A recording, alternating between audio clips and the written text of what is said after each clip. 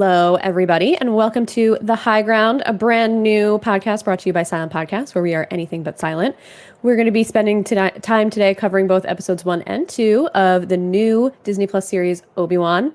I'm here with my co-host, Naomi. Naomi, how are you? I'm great. I have crawled out of the fiery pits of Mustafar to come podcast with you, and I'm doing so much better now that I have a bunch of robotic enhancements. So I'm glad to be here. Amazing. I'm glad to hear it. I realized I didn't introduce myself, so my name is Katie. You might hear me on the. They're really not similar to the show at all. But if you are a fan of Real Housewives and The Real World, you may have heard me talk there. Otherwise, it's nice to meet you all. Naomi, I'm really excited to talk about these 2 episodes with you. Give me a little background on your Star Wars fandom. When did you start watching Star Wars? Who are your favorites? What's your history? What's your favorite era? Give me the download. So when I was young, my dad went to the video stores, which was like the video store near our grocery store. And he said, I want to rent the first Star Wars movie. And they said, okay. And they gave him episode 4 and he put it in to the VCR. And he was like, this is the 4th movie. I want the first one. So he went back to the video store and was like, I want the first Star Wars movie. And they gave him episode 4 again. And this happened one more time before my dad just said F it and put on Star Wars. And so I've been watching for a long time. But I would say that I am a fan in that I will watch every single movie that comes out. I will be there. The best part about modern Star Wars is that it would always come out on my birthday because it would always come out near December, and I would always have a Star Wars movie to see on my birthday. And I've watched, Mandalorian and Boba Fett, but I am the kind of fan where I've watched everything that is live action. Okay. And then I didn't watch any of the cartoon or animated or any of that stuff. And now I'm sitting here if I run out of TV shows, I think it's the thing I need to jump into. But I love Star Wars so much. You and I played a Star Wars Sequester mini together. We did. That's how we met. I think that says it all, right? Yeah. You were the first person I thought of when I was like, Obi-Wan, I want to talk about this. What better way than to talk about it with Naomi? We met because of Star Wars. I'm a newer-ish Star Wars fan. My partner has been a lifelong Star Wars fan. So when episode 7 was going to come out, he was like, we have to sit down and we have to watch all of this. So he showed them to me in release order. And I was like, wait, I love this. And then I just went into everything really head first. All of the art behind me is Star Wars tattoo art on my walls. I have a bunch of over here where you can't see it. Sorry if you're not watching the video. But I have watched the animated series. I love Clone Wars. I love Rebels. There's a couple of callbacks to both Clone Wars and Rebels in this series. And there have been as well in some of the other series like Mandalorian and Boba Fett, which is really interesting. And, Dave Filoni was in charge of those animated series and is also a huge part of, in charge of these live action shows. So it's really exciting to kind of see these universes come together. So I'm excited to talk about it. Do you have a favorite movie, Naomi? Or a favorite Jedi? Ooh, great question. So I've been playing the Lego Star Wars games right now. Amazing. Very fun. And my go-to Jedi character is Shak Ti. Oh, nice. I just think that she's such a fun visual and such an interesting character that we don't really get a ton of in the regular story. But I think my favorite, it's so tough. So I'm a Princess Leia, she's the girl. And when you're a brunette woman, you look at Princess Leia and you go, there's me. Yeah. And so for me, it's I always love Princess Leia. So I love, the stretch of 4, 5, 6, and I think 5 in particular. But I also really love episodes 7 and 8. But actually, the movie that I'm most kind of obsessed with, what it does as a Star Wars movie, is actually Rogue One. I really love the calamity of Rogue One. I think it's a great way to tell a Star Wars story. I love Rogue One as well. And I feel when that movie first came out, that was a little bit of a hot take. But I have been saying for a really long time that that's my favorite Star Wars movie, probably visually. But a lot of people are like, why? Is it not even really a Star Wars story? But it really is. I mean, it really shows just kind of what everybody was going through at that time. And it really gets into the nitty gritty, I feel for the first time, that's not really related to the main characters as much, which is really cool. But yeah, I think that's a great choice. That's my favorite movie, like I said, visually, and I think it's probably the most well put together movie. But the movie that I'll throw on if I'm just bored is episode 3. I love episode 3. I'm a very big prequel fan. I'm a huge Anakin fan, which is, I think Anakin's probably my favorite Jedi, with Obi-Wan like very close. It's like he's like 1 Wow. and then Obi-Wan is 1.5. Like that's my order of favorites. I have a lot of very passionate Anakin takes, which I'm sure will come out throughout this series. But justice for Anakin is all I have to say. So that's so funny. That take is literally hotter than when Anakin was on fire in a lava pit. Like, that's yes, so burning funny. alive. Yeah. I mean, I just have to jump in to say for the prequels, like, I'm a big fan of a podcast called Blank Check with Griffin and Ooh. David. And Griffin and David are pals of mine. And the podcast originally started out, and it was like almost like the bit was, what if we thought about the Star Wars prequels without any of the context of 4, 5, 6? So what if these were the first 3 Star Wars movies to come out? And it was sort of an analysis of them subtracted from all of the other Star Wars media. And it's really funny. And it's really fun, but they do like watch along episodes. So when this show did a whole recap of episodes, 1, 2, 3, I had 1 and 2 memorized because I fall asleep to their watch along episodes. And so I know like everything about the prequels for no other reason than I've constantly listened to podcasts about them. And I think that there's a lot of the themes and stories of the prequels are interesting, just very poorly executed. But it's not a bad, like, the stories could have been much worse. And actually at its core, it's a very interesting story. So I'm not gonna hate you for liking the prequels, don't worry. Thank you. I appreciate it. I totally agree. I mean, the movies obviously are not great, but they're campy enough now, I feel like, where it's like funny to go back and see some of these like really badly put together movies. But the stories, I think you nailed it, they're just really thought out. And I feel like, especially if you are a Clone Wars fan and you watch, Clone Wars takes place between episode 2 and 3 in the Star Wars timeline, and it just enriches that timeline so much, and it shows such an amazing side of Anakin that it's just like, oh, I love this guy now. And you can really see how kind of tortured and torn he was, and they really show him as like that war hero that we never got to see in those movies. So it just adds so much depth that I think it's really interesting. I recently watched a supercut of Clone Wars and episode 3 together that was sent to me by a friend, and it was like the most incredible experience. Like, what, because it does overlap a little bit with episode 3. So highly recommend that if you can find it. But I also I feel like this area of Star Wars, this series takes place 10 years after episode 3, and I feel like this in between of episode 3 and episode 4 in Star Wars is such like an untapped goldmine of potential content, because it's just such a cool era where it's like the Empire's just coming out, people are still like getting acclimated to this like new world, which is why I was really interested in the Bad Batch. It just like didn't really hit the mark, unfortunately. Yeah, I'm just excited that we get more media in this timeline. I am too, although I don't know, I had to look this up because of course I was so curious. Do you know, so this is 10 years post episode 3. Do you know how many years it's going to take for episode 4 to start? I don't know off the top of my head. I think it's another 5 to 10 years. It is 9 years later. 9 years, episode 4, which is very funny when you look at Ewan McGregor and think about Sir Alec. Yes. But it's also kind of, I was saying this to my boyfriend, this is kind of my hot take. I think it's so funny to have it only be 9 years later, because essentially what that means is like, we've been under the Empire, like the evil Empire, for like 19 20 years. Like, there have been like terrible governments in the real world that have lasted longer than that. And like the fact that you need to blow up a Death Star, like, it's very amusing to me that like everyone's like, this is the worst, they're so oppressive, they're so terrible, and it's just like 20 years of it's not fun, obviously. But it's so funny that it's like, it's really kind of this kind of a window of time of in the grand scheme of how many thousands of years the Jedi have ruled / the Emperor has been around. But that's like a really funny fact to me, is that literally 9 years later, everything's about to kick off. And so it's very funny to think about that for me with that frame of reference, watching these episodes. When you really think about it, you're absolutely right. Like, in the entire timeline of everything that's ever existed in this universe, it really is like a blip on the radar.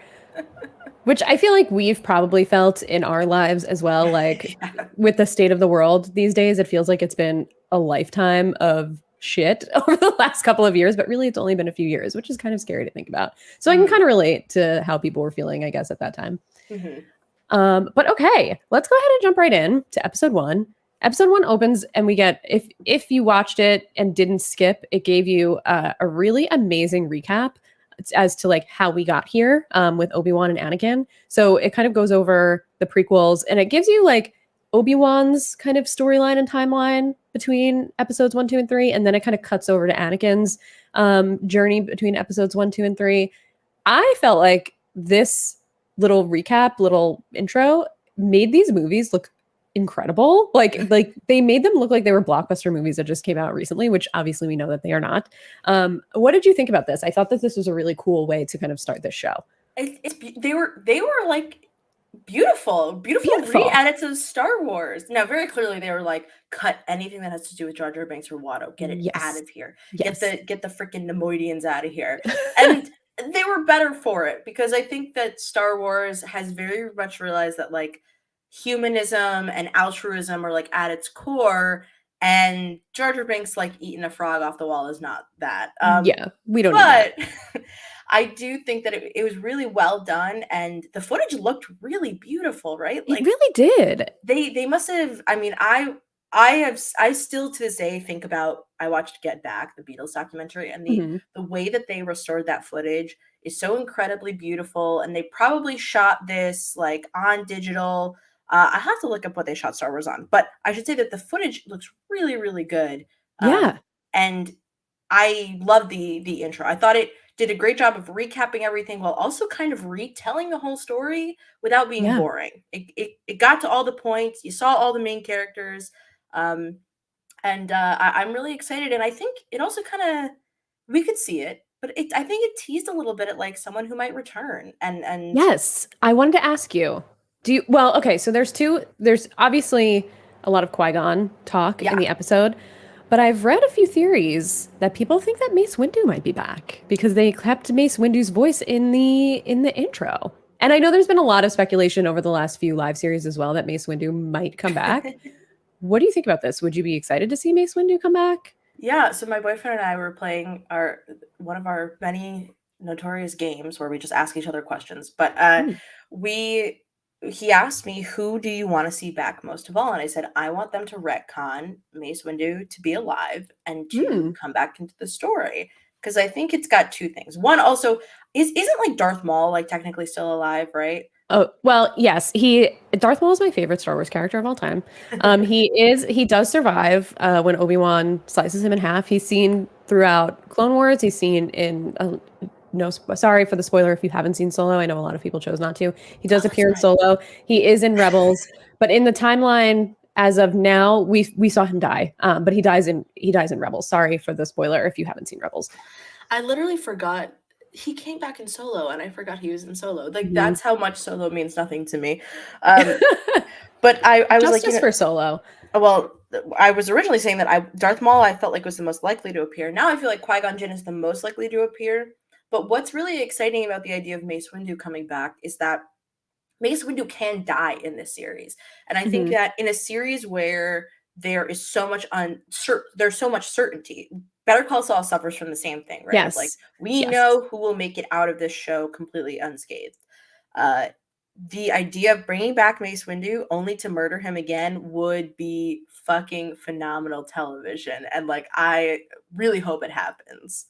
I would honestly love to see that because I feel like, to your point, I'm a huge Better Call Saul fan as well. And I spend so much of my time watching Better Call Saul being like, how are these people going to die before Breaking Bad? Because we never see them. And it's like, kind of what's going to happen. I feel like this series kind of made me I do feel anxiety though for some characters in Better Call Saul who we know exist just because they're amazing at storytelling on that show. But even in this show, I was like nervous for Obi-Wan, even though we know that he's okay because we see him in episode 4. And I was nervous for Uncle Owen, even though we also see him in episode 4. And I was like, you know what? This to me tells me that they're doing a good job for me to actually be concerned about these characters when we know that they're going to survive. But I would love to see a returning character who has actual stakes because we don't know what would happen to them like a Mace Windu. I think that's a great point, especially because I feel like in some of the sequels, a lot of the deaths that we saw kind of had no real stakes. Like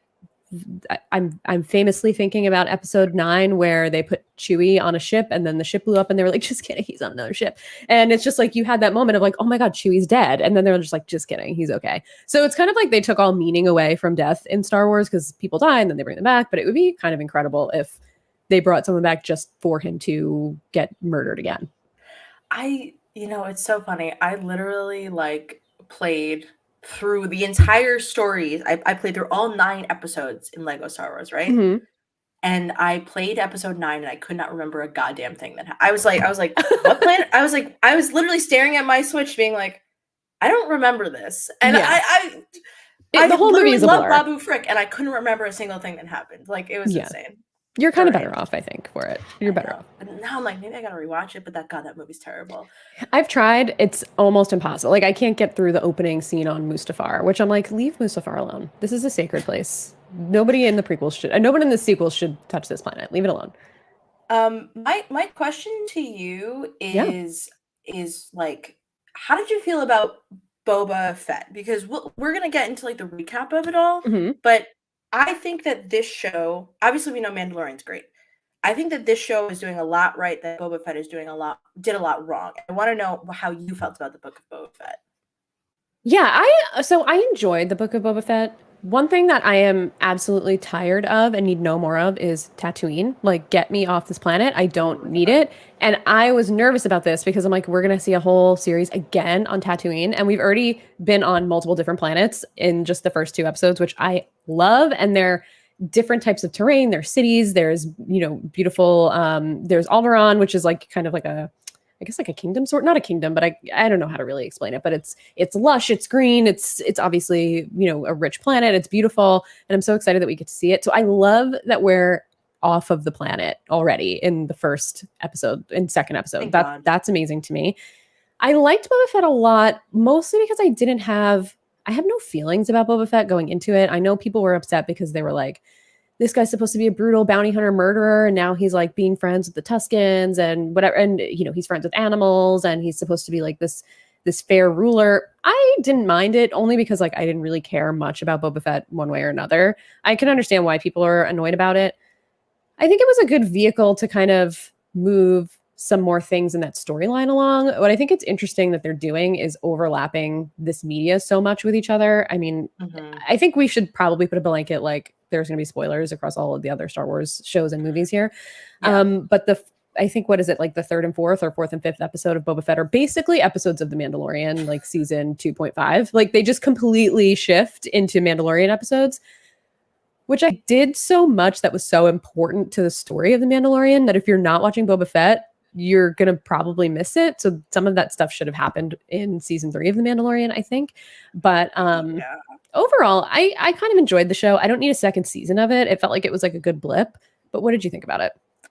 I think my main gripe was that like not enough crime. Be Boba Fett, do crimes, you know what I mean? Like that. And I just think that the issue was primarily like you have this very interesting story laid out in front of you, and then it becomes like, oh, well, he's just going to try and take over Tatooine. You just wish it was a different planet, right? You just wish we were somewhere else. Maybe he becomes a crime boss on, like, I don't know, Yavin, Endor, I don't care. Like, anywhere. Get him somewhere else, right? And that's the shame of it all, is that, like, Boba Fett just didn't. The most interesting part was obviously, like, his in-between getting swallowed and coming to Tatooine. That was the most interesting storyline, and that was all, like, a story that really should have just been half of that. Like, it shows, and especially Star Wars shows where we're showing a lot of interims, should always be about change and character growth. And I think that the most character growth that occurred for Boba Fett was in the middle of the desert, and then there wasn't much after that. So I'm really excited for Obi-Wan because I think that they understand exactly what his trauma is, exactly what he needs to overcome. Yeah. And at the same time, it's a really, really dangerous threat. I also think, because I don't know how you feel about this, I think that it's very threatening because other Jedi are getting killed all around him. Like he is really looking like an asshole when he lets the other Jedi die. But he's right. Like, shut up and stop being a Jedi and you'll be fine. And Benny Safdie doesn't listen. RIP. Yeah, rough for him. But I totally agree. So we can kind of jump into the episode now and kind of go Let's over do it. all the happenings. We open with Order 66, which I love. Give me every shot possible of Order 66. I want to see it from every single person's perspective. It's in Jedi Fallen Order. They show it in Mandalorian. I'm sorry, in Boba Fett. They show it not in Mandalorian. Or wait, do they show it in Mandalorian? I think it's Boba Fett that they show it when Baby Yoda's training with Luke. Oh, yeah. Because he like I has don't like a whole remember. flashback, right? Yeah, he has a flashback of how he kind of someone saves him at that time. We obviously see it in episode 3. We saw it in Clone Wars. I want all of the Order 66 flashbacks in media. Show it to me from. Oh, we've seen it in Bad Batch as well. What did you think about this Order 66 scene? It is a perfectly good scene. I love the dumb little helmets that the Yeah, younglings I know. wear. Yeah, The only issue, and this is not like anybody's fault, but Disney should have probably rectified this a little bit, of course, is that we are not in a time to just be casually putting out a scene that involves violence against children. And exactly. one of my favorite media creators, Jenny Nicholson, I think made a tweet that summed it up perfectly. So you should just go read what she had to say about it. But as like, out of the context of the world that we live in, it's a good scene. I love watching the teachers. I think that for so long we sort of saw like the the Jedi in episode 3 are so bureaucratic, just like the rest of the Mm-hmm. world, and it's nice to see the Jedi doing exactly what we expect them to do, which is being selfless and Yeah, making sure that other people are protected and safe. And like it's a very sad scene. It's always a very sad scene. yeah. And I'm like you said, I think it really reinforces. We see it so many times, and you might think it's too many times, but I think it reinforces the traumatic incident that it was in society, Yeah. like in all of the galaxy, really. I totally agree with you. And I think you bring up a great point about obviously there were awful, horrible events that took place just a day or two prior to the show airing. I don't know that they could have done much. Maybe they could have edited out. I do know that they started putting a warning now in Yeah. between at the beginning of the episode about violence, but it does hit very, very close to home with a Jedi who's teaching younglings getting killed in the process of protecting them, which is really sad. And that's unfortunately a parallel of real life that we hear about way too often in our society. We do see that these younglings make it out, or we think that they make it out. They run away. Do you think we know any of these younglings? Do you think we will meet them again? Do you have any theories about them? Okay, so now I have to do the math. So they would probably be like 15 years old, right? Like if it's 10 years, Probably. Yeah, yeah, 15, they're probably like 16. they're probably like 6 or 7. Well, they Yeah, did talk in like full sentences. I don't think that's I don't true. think a 5-year-old's Yeah, getting out of can there. 6-year-olds, 5-year-olds Maybe like talking full 8. sentence? I don't know. But I don't, so Yeah, I maybe. did for a second think that it could be third sister, but now I'm Same. starting to think that I don't know if the ages line up perfectly, but Right. maybe. But then she'd be like 19, and that's like crazy to be like a 19-year-old like Yeah. Jedi hunter. That's like bonkers. But I'm sure that these characters will come back in some way, because I do think that it's like it reminds me of the kid that we see in episode 8 who like watches them take off, Hmm. and then he's like holding a broom like a Jedi, and you're like, oh, that kid.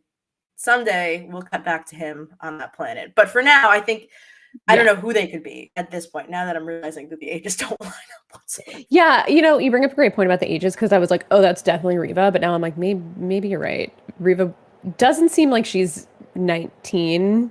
Maybe, I mean, maybe like mid-20s. I don't know. To be fair, Boba Fett shouldn't be as old as he is when he's on Tatooine in his show, and Obi-Wan in this series is probably well, no, Obi-Wan in this series is aged appropriately. Obi-Wan in episode 4 is way too old. So they've never been one to worry too much about the ages, but I do think it would be kind of like a glaring, like, wait, does this make sense?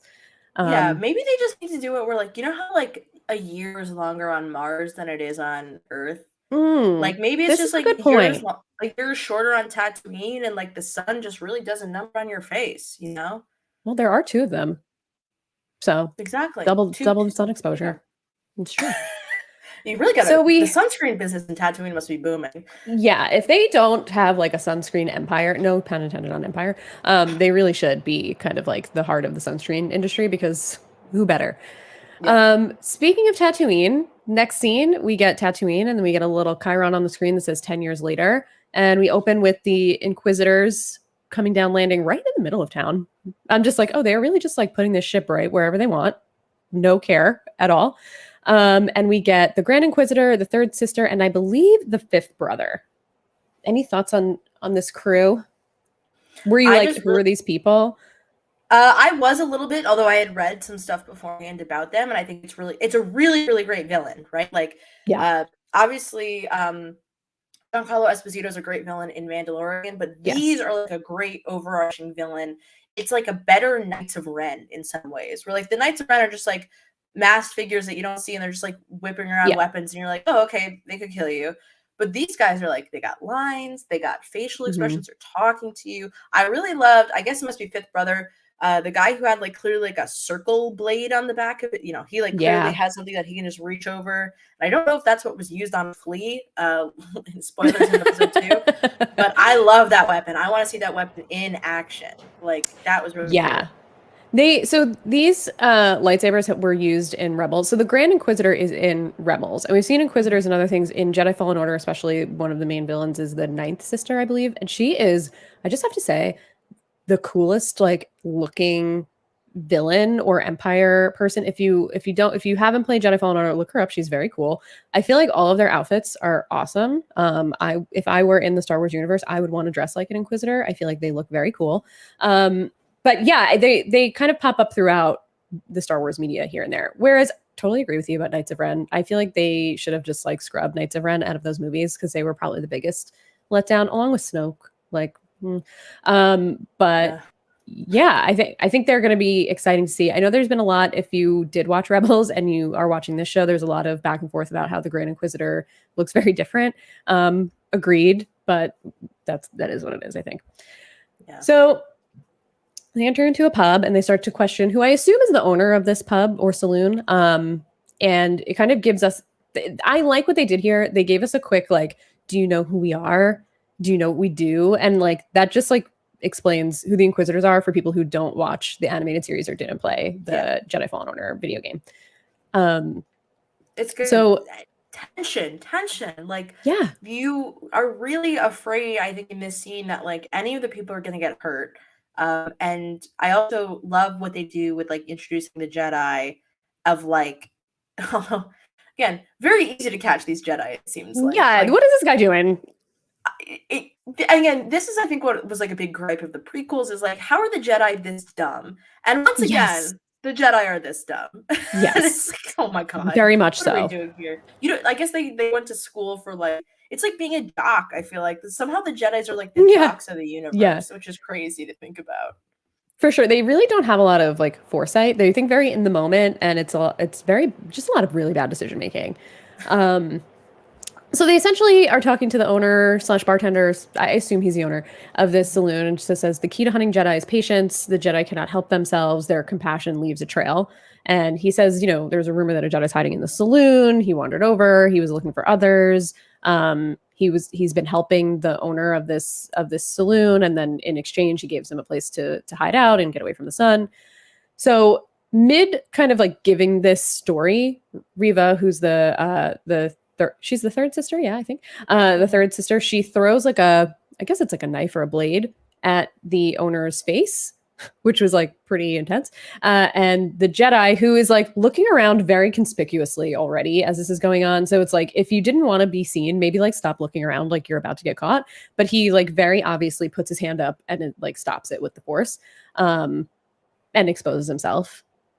Yeah. And then we get a little bit of conflict between the Inquisitors. Do you know, did you see that Benny Safdie was announced to be in this? Like, do you know who Benny Safdie is? Is that someone who registered to you? He's a director, question mark? He and his brother made Good Time and Uncut Gems. Got it. Okay. Also in, oh god, that terrible Shia LaBeouf movie. I can't remember what it's called. I hate that movie.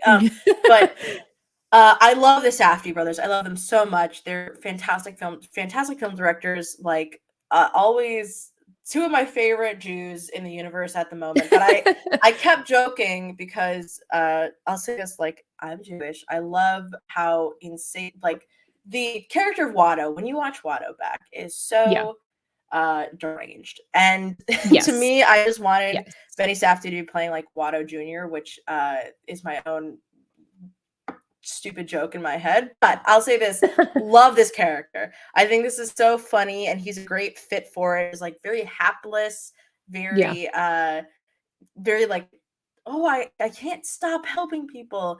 And I love what the Grand Inquisitor says. Like, it's all about patience. Like, they're going to Yes. show themselves. And Exactly. I think the storyline to look out for is this idea of patience versus being like a real hunter.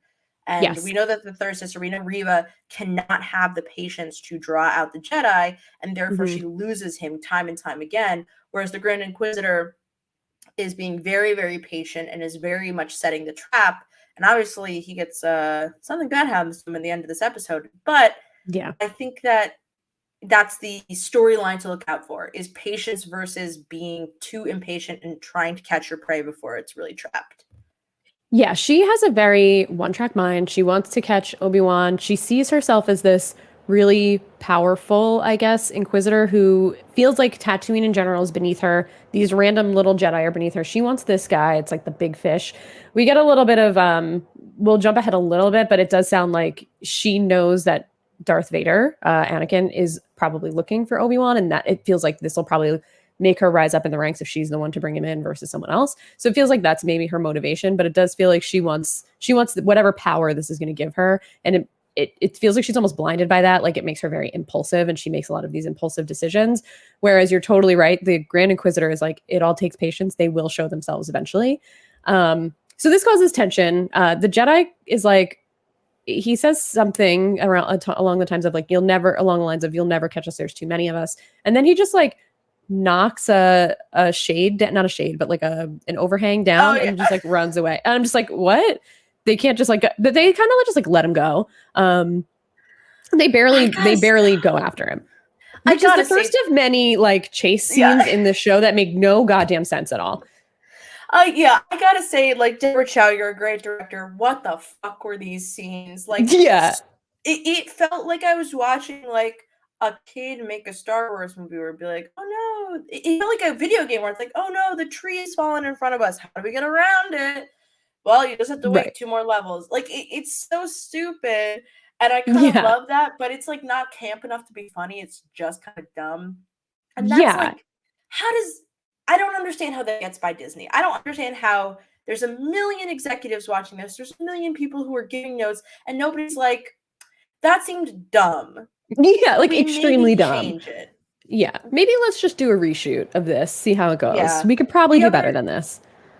The other gripe that I have is basically it shows that like Nari's not a good Jedi and he's not good at hiding. So we see him throw down like, if he was more creative, if he was a better Jedi, or we demonstrated his good hiding skills, the story would make more sense as to how he has been hidden for 10 years. Because that's even more tragic, right? He's been hiding for 10 years and he finally just got out. But maybe it is that you got to think that 10 years ago, he was probably like 10, 15, maybe. Right. So he was very young, probably like only a Padawan or something. And it just like, it didn't fully line up, I felt like. And also was very cheesy and not in a fun way. Agreed. And I'm also like, if you use the Force, do you need to put your hand out like this? Or shouldn't you be kind of like strong enough? I mean, maybe not, because you're right. He probably was a Padawan, but like, there's got to be a better way where you can like at least hide what you're doing. So you're not so obviously out there. But I mean, things don't turn out so well for him, unfortunately, but we'll get there. So after this scene, we do get like a little bit of a back and forth between the fifth brother and the third sister, saying like, forget about your obsession. Oh no, actually that was a little bit later, but the Inquisitor tells her to forget your obsession with Kenobi or she'll be relieved of her duties. So like, this is kind of just like setting the stage of the conflict between the Inquisitors. But then we get to our daddy, Obi-Wan. We can say that today because we can thirst over Obi-Wan today because Isaiah's not here. I love Ewan McGregor so fucking much. Yeah, he looks incredible. He looks incredible. And if anybody hasn't seen Fargo, the TV show Fargo, he's also in that third season, and he plays two different characters. He plays twin brothers. He's so good in it. Amazing. I'll have to the TV show Fargo is incredible in its own right. 4 seasons of great television, but Ewan is in the third season, and he's God, he's such a great actor and such a charming and attractive man.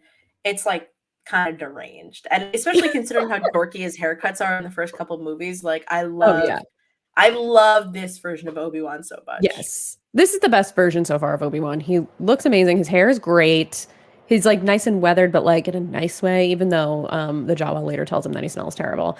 But it looks like he's working in some kind of a meat plant. Like they have like I guess it's like the horns or something of this animal, and they're just like gutting the animal and taking the meat and packing it up. That's kind of what it looks like. And this seems like his day job. He's just like chopping some meat up. He takes a little bit, he puts it in his apron for himself. And then, we see him kind of clocking out for the day, and the boss, I guess, of this whatever meat plant, is shorting people money, shorting a guy his money. And he's like, come on, this is only half. And then he hits him, and Obi-Wan just stands there. And you could tell he's kind of having like a little bit of a conflict of like wanting to step in and protect this guy, but he keeps it to himself, which is the difference between Obi-Wan and what is our Jedi friend's name who just ran away? Oh, Nari. Okay, yeah. You can see like the training. The gravity of this hits Obi-Wan more than it hits Nari, and that's pretty much it. Then we see him on some public transportation home. Lives in a cave, which is interesting because we know he had a house, I believe, in episode 4. So I guess he moved on from the cave at some point in Tatooine. He saved up enough money working in the factory to buy a house. Yeah, he invested in some real estate on Tatooine. And he has this little lock thing. I don't know what it is, but it's like a little thing that scans and his little home security system. Yeah, his life lock security system outside of his cave lets him know that it's safe to go in. So he's in there. He's making some food, and then we see him with a Jawa, which is so fun to me. Like that we get this back and forth conversation with Obi-Wan and a Jawa. Have we ever seen anybody have like a rapport with a Jawa before? I feel like the most is probably we've seen of recent is does Amy Sedaris character talk to them in Mandalorian? She does, but I don't know that I don't know that they talk back to her and like give them subtitles. Right. I think that they're mostly non-speaking, I would call them, right? Yeah. They just sort of jabber on and then they move. Mm-hmm. I love this. I love the Jawas. I love when they give like a personality, and I loved it with the Tusken Raiders too. Same. They give a personality to a character that doesn't actually have a way of speaking. Now they do it with Chewbacca, and it's really fun. They do it with like BB-8. Is there any? You know what I should get? It's like a framed poster of BB-8 doing the thumbs up, little flame, because it's one of my favorite Star Wars moments ever. Yeah, that's a good one. That is a good one. There's something so beautiful about like getting to see that he's just a little guy. He's like, yeah, I'll give you 20 credits if you. And he steals stuff from Obi-Wan. Like it's so perfect. You know what I mean? There's so much personality packed into like one scene. That's what you want from Star Wars. You want everything condensed into like the shortest amount of time, but the most storytelling within it. Mm-hmm. Yeah, it almost like, to your point, totally. It expands the universe in such like a concise way. It's like we've seen these characters or this type of character before with the Tusken Raiders, with the Jawas, but we never get any deeper with them. And this is such like a little thing that they do that can make them have so much more personality and make them seem so much more deeper than maybe we've ever seen them before, which I love that. And they're so funny. It's just like the conversation back and forth was just so funny, where obviously like you mentioned he's stealing from Obi-Wan, and Obi-Wan's like, at least if you steal from me, can you clean it first? He's like, oh, that's extra. So it was just great. I love this. But Obi-Wan ends up buying it looked like a little wing, but then we find out that it's a toy for Luke later on. And the Jawa also has like a belt, I guess, of a Jedi, and says like, a Jedi escaped over the Dune Sea, keeps hoping that this keeps happening because it's good for business. And Obi-Wan's like, all the Jedi are dead, essentially. Like, I wouldn't count on it. Did you think this was his belt? That's what I thought was being implied. Well, interesting. I thought it was Nari's stuff, maybe. Interesting. That's kind of the vibe that I got. Either is Nari's stuff, or I would bet that it is, although we didn't really get a good look at like his costume. Yeah. But I do like that the Jawa's kind of like, hey, you loner in the caves who seems very sort of stately, might even be a Jedi. You interested in this stuff? It's like, absolutely not. Get this away from me. Yes, please keep it. Yeah, I thought that was really interesting. But that's a good point. Maybe it is something of Obi-Wan's. Who knows? I mean, we know Obi-Wan obviously traveled to Tatooine and handed off Anakin to Uncle Owen, but what ship did he take there? Did he leave the ship? I don't know. I mean, it's interesting. I guess we Yeah, never know. Did it make that it just seem opens like up he a. escaped and just ditched his broken ship there? I mean, yeah, I would like to know more about that actually. I'll have to do some like online research to see if anybody says anything. Although, at the end of the day, it's just like it's like a belt. Yeah, it's just a We belt, move on. but you never know what that belt could lead to. You never know. So Obi-Wan goes to bed and he has some flashbacks of all the things that happened in the prequels, all of these tragedies that he's seen and dealt with. He sees, Qui-Gon passing. He sees everything that happens with Anakin. He flashes back to Mustafar. We see Padme. And he wakes up. And I think this is I'm really happy that they included this because it wouldn't make sense if Obi-Wan wasn't having this struggle within him of reliving all of these things and having such a hard time dealing with it. Mm-hmm. And So oh, go ahead, please. no, go ahead. Go ahead. I was just gonna say that's why I'm really looking forward to hopefully a cameo from Qui-Gon Jinn. Like that's Yes. what I really want is that I want to see him connect. We know that ghosts are real in this universe. We know that these Force ghosts will come to you, and I'm wondering if we're gonna have like an even more sort of like tragic moment in maybe something else happens to Obi-Wan and we get there now. I don't talk about this anymore very much, but I used to spend some time with Liam Neeson, and this is my secret fun Naomi information of the of the episode. So Wow. my little brother, I actually just saw, played on a hockey team with Liam Neeson's son, Danny. Very Wow. nice young man. When they were younger, maybe like 10, 11, 12, 13. And so when I was in middle school, high school, I would go to hockey tournaments and Liam Neeson would be there. That's kind of incredible. Upstate New York. Yeah. And here, the funniest thing is, I did not really know who Liam Neeson was. This was like right before Taken came out. So like Okay. once Taken comes out, it's like, oh yeah, everybody knows. But I had never really put it together that he was in Star Wars. And my dad would embarrass the hell out of me by being like, yeah, Naomi does her school plays. And I'd be like, I really want to fucking die right now. But yeah. So I like knew Liam Neeson for, a period of time very casually and like, nice dude. He said some fucked up shit in the media before, we can't escape that. That's I don't know if we can cloud kind of stuff. Yeah, I don't know if we can fully stand Liam Neeson, but it would be exciting to see him back on the show. He did do the voice of Qui-Gon in Clone Wars, which makes me feel like he would definitely be open to coming back. I know recently he was like, I'm not coming back to Star Wars unless it's for a movie, but I don't know if that's gonna fully hold up. They're being pretty heavy-handed with this, and I didn't know, like leading into this, I was talking to my boyfriend and I was like, do you think that we're gonna get a Force ghost of Qui-Gon? He's like, no, maybe. But we got Yoda saying, at the very end of that recap in the beginning, I learned, here's a thing that I learned, I'm going to teach you. And now we're getting Obi-Wan waking up after these horrible dreams, like trying to call Qui-Gon. And we also see Qui-Gon as a Force ghost in Clone Wars. So like, if they're carrying that through, then I feel like we'll definitely get to see it. We see Obi-Wan try and I guess summon him twice. Yeah. So I feel like if they don't do it, then why are we including this in the show? Which would be weird, but I'm looking forward to it. I would love to see it. I am too. Yeah.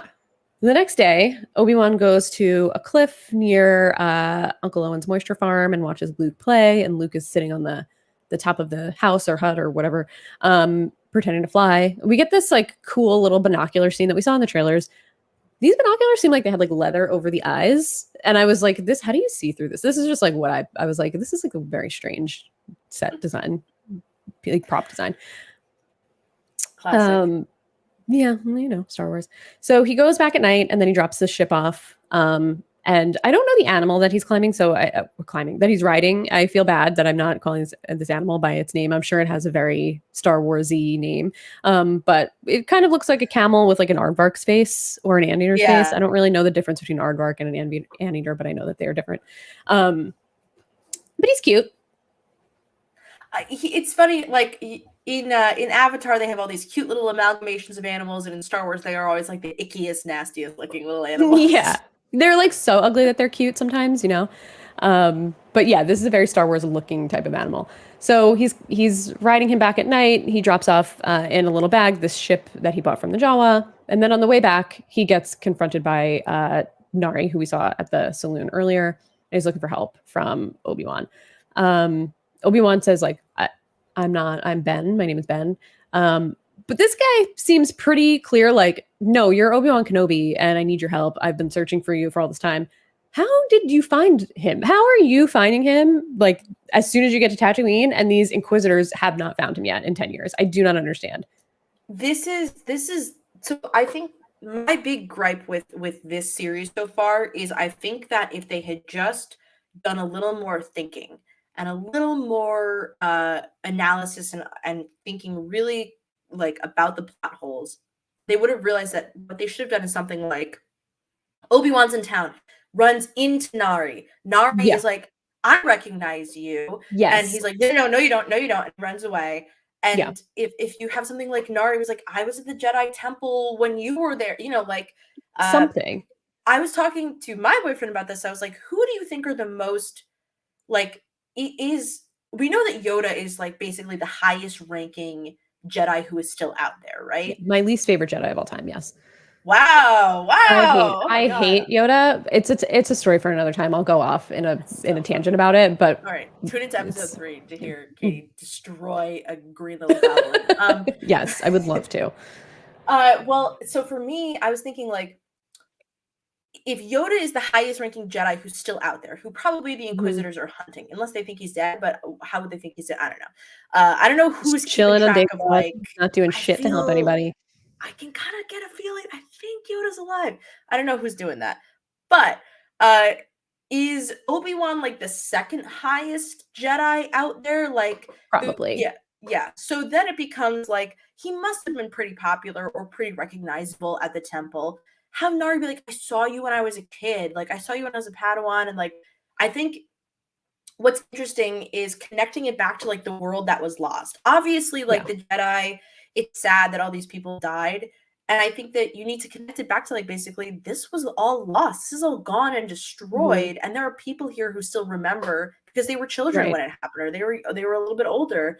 And I think that it would be much more powerful than him just being like, yeah, I showed up and I found you.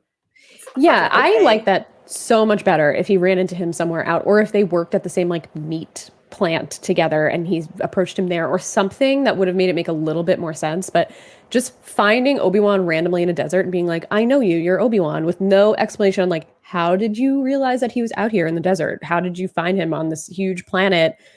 That felt a little bit unexplained to me. And I feel like they could have done a little bit more, give us a little bit more, like to your point, backstory about Nari, and understanding like where he came from, who he's looking for. Did he come to Tatooine specifically to find Obi-Wan? Like, how did he know that he was there? I just want a little more. Did he go see Yoda on Dagobah and say, go find Obi-Wan on Yeah. Tatooine? Tell him Yoda sent you something? But it just is weird to have him just like hiding and be like, I know you. But you're Yeah. right. I Even think if they said, I mean, Obi-Wan was a general in the Clone Wars. He was mhm. on the council, on the Jedi Council. He's probably a very well-known figure. Give us a little sprinkling of how Nari found him. Yes, and on top of that, I think it makes it all the greater tragedy when he dies. Like this Yeah. is this is the a very sad moment, and I think it needs to shake Obi-Wan a little bit more than it does. I Yeah. think you could also do a scene where, like Uncle Ben's getting threatened right in that big crowd. My thing is like you don't necessarily or sorry, Uncle Ben. Uncle Owen's Uncle Ben is fucking Spidey man. If you have Uncle Owen getting threatened in the crowd, well, you're like, okay, Uncle Owen's gonna be fine. But if he threatens like a random civilian and Nari's there, right, and sees it, it's like, Obi-Wan, Yeah. like, do something. We gotta help these people. And Obi-Wan is like, no, I will not help anybody anymore. That is, I think it destroys the image of Obi-Wan to Nari. It says like, you really Yep. won't help anyone. Yep. It makes it all the sadder. Maybe he sacrifices himself, and then it's like it's all this really tragic storytelling all in one moment. Yeah. This is my biggest gripe. It's why I didn't really like Boba Fett either, is that like there is so much story that can be told, and sometimes it feels like these Star Wars shows go the really, really easy way out. Yeah. And it's a shame. Or they go Yeah, like I totally straight down the line. Yeah, and I think just a little more thought into this could have made so much more of an impact on Obi-Wan's character, because I think seeing if he had some kind of, if he knew Nari was looking for him or came here specifically to find him for help, turned him away, and then saw like he put himself at such risk. To your point, if he did something in the middle of the town when Uncle Owen was getting threatened and sacrificed himself to save him while Obi-Wan just stood there and watched, that maybe would make the gravity of his death a little bit more heavy for Obi-Wan. But it pretty much is just like, hey, I'm here. And then it's just like, go away, bury your lightsaber, get out of here. And he's just like, oh, you're not the same like person I thought you were, whatever. And then he dies. And it's kind of just like, oh, that sucks. Yeah. It doesn't really like hit home. So I want to jump for a second over to the storyline that we haven't spoken much about, which is the Princess Leia and Bail Organa world. We're on freaking Alderaan, baby. We are on Alderaan. Such a surprise. Were you expecting this at all? Because this was shocking in the best way for me. It was awesome. It ruled, especially considering I got spoiled that Jimmy Smith comes back, but that made me. I didn't think it was going to be on the planet of Alderaan. I just thought we were gonna like he was gonna pop in and be like, "Everything going okay down here, Obi-Wan? All right, great, see you later." But no, he's just like straight up in this show. Yeah. I thought he was going to be like working with the rebels somewhere or doing something to kind of help, kind of build their forces. But I did not expect that we were going to get this Alderaan Princess Leia storyline, which I love that they did this, because I was a little bit upset that they spoiled the Hayden Christensen Darth Vader of it all. I mean, we knew obviously it was going to happen, but like they're so heavy handed with it that it's kind of like we're already looking for holes of like, how are they going to meet each other? This doesn't make sense. This is so nice. It's very similar to what they did with Grogu, where nobody knew that Grogu was going to be on the show. And then like all of a sudden we found a little baby Yoda and it just changed the world in The Mandalorian. I'm so happy that we get Leia. I also feel like they're kind of, they did a little bit of like subverting expectations with us, making us think that maybe like Luke was going to be the main focus. And I really think now we're shifting to having Leia as the main focus, which I'm obsessed with, because Leia has been neglected throughout all of Star Wars, and I'm just so happy we get more character building for her. The actress that plays Child Leia is incredible. I just loved all of this. She's very, very cute, and I think that she looks a little young. Like I don't know if they just cast her young so that when she does look ages up a little bit for like next season or something, like she's not so old, but she's a little too small. I like the idea of seeing what a spunky young woman Leia is. I think that for me, it was such a shame that like episode 9 could not be Leia's story. And Carrie Fisher is one of my favorites, and the ability to go back in time and give her more depth and show what a kind of loving and privileged upbringing Leia had. That makes sense, because obviously there's a fun juxtaposition of like Luke just has like this shitty uncle who like is like get back on the farm, whereas Leia gets all this she gets to be the smug princess, and we see her grow up to be that way. But it's also because she has a very loving environment, and it's because she's grown up around being told, hey, you're going to be a senator and you don't want to be a senator, but you can be really good at it, and all these things that will eventually lead directly to who she becomes. I think it was really great world building and storytelling, although again we talked about a little bit the chase scene in this episode. Brutal. What I really like, we'll definitely get to that chase scene. What I really like is the parallels between her and Padme and Luke and Anakin. I think it's great. And she is so similar to Padme and so similar to Leia when we meet her in episode 4 and we see her in episode 5. So it's just like, I think they're doing a great job with just their writing for this little Leia character. Glances in our chat says that she's actually about to be 10. The actress, I believe, is about to be 10. So I guess this is just what a 10-year-old looks like. I don't know. I don't hang out with kids, so I have no capacity. Yeah, same. So maybe those kids at the kind of going back to what we were saying in Order 66 at the beginning were like 10, because they're kind of the same size, or maybe older, because they did look a little older. I don't know. Maybe I don't know. Trying to figure out what people's ages are. I just get so messed up all the time. But to me, I love the planet of Alderaan. So one of my big things is like George Lucas obviously has like deranged planet ideas like Coruscant, right? But Alderaan is really cool. It's both beautiful and distinctive. It's got the forest and the lush greenery, but it also feels almost kind of like it feels like an adaptation of, I think it's called Nova Prime, the planet that they mostly are on for Guardians of the Galaxy. Oh. And it feels like that aesthetic, which I really like. I think it's both fun and uptight. Did you catch what planet her cousins were from? I couldn't figure this out. I didn't. Did they say? I'm not sure. They probably said, but I didn't catch it.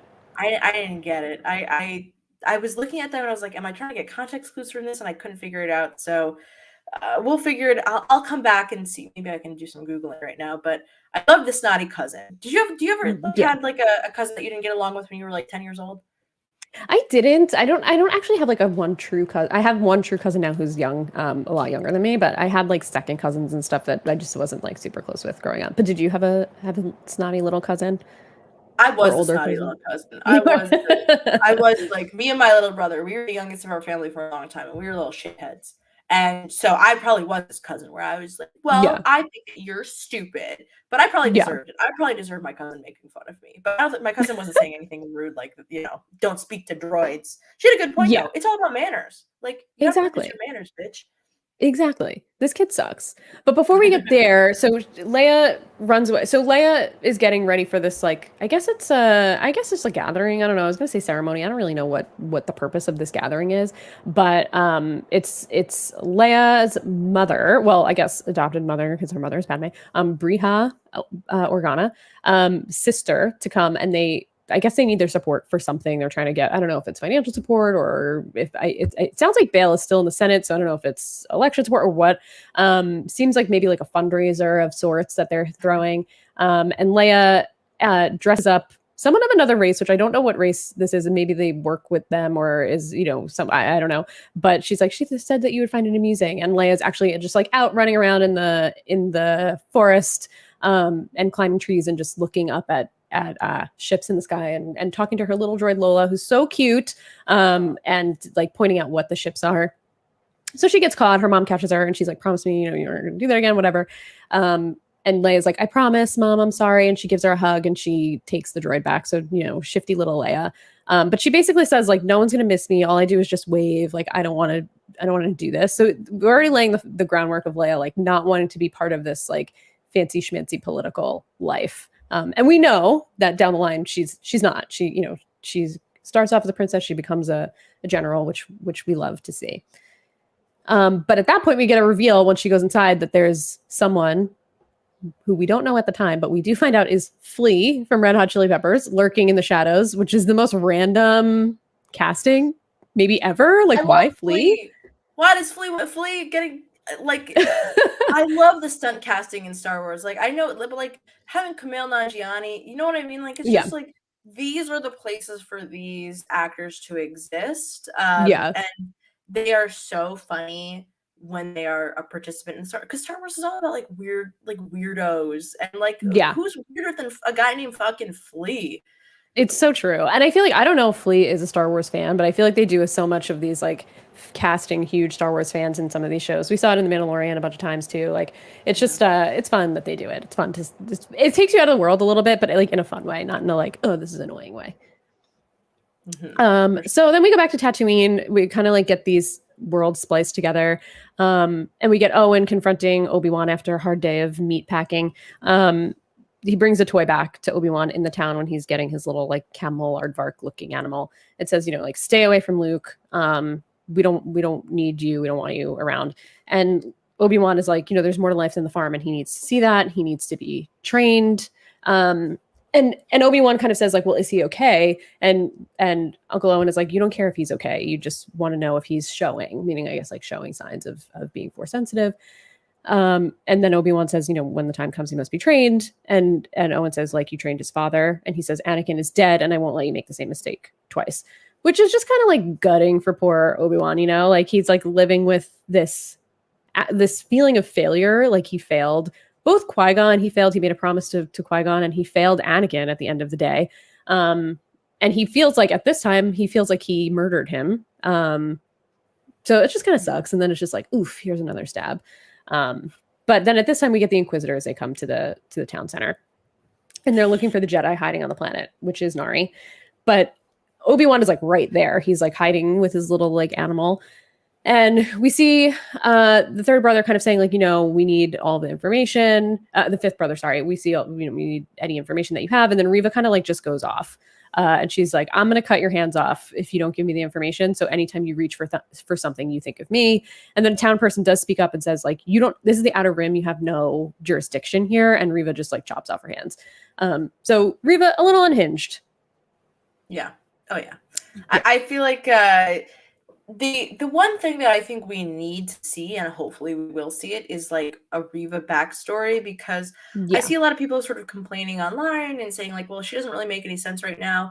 And I think she does when you think about the idea that like the dark side of the Force makes you kind of a fucking lunatic. Yeah, because that's what totally. I'm getting here. She's all over the place. She's emotional. She wants to kill the Jedi, and I know we'll find out a little bit more why she doesn't like them. And I think it will all tie together. But right now, she just seems like she's a little psychopath. Yeah, and I'm glad you mentioned that people are talking about this online, because obviously, as to be expected, Star Wars fans are being Star Wars fans, and they're complaining about her, and they're complaining about the actress. We knew this was going to happen. She's a black woman in Star Wars. This is what happens to any woman of color, or any woman in Star Wars, any woman actor, female actor.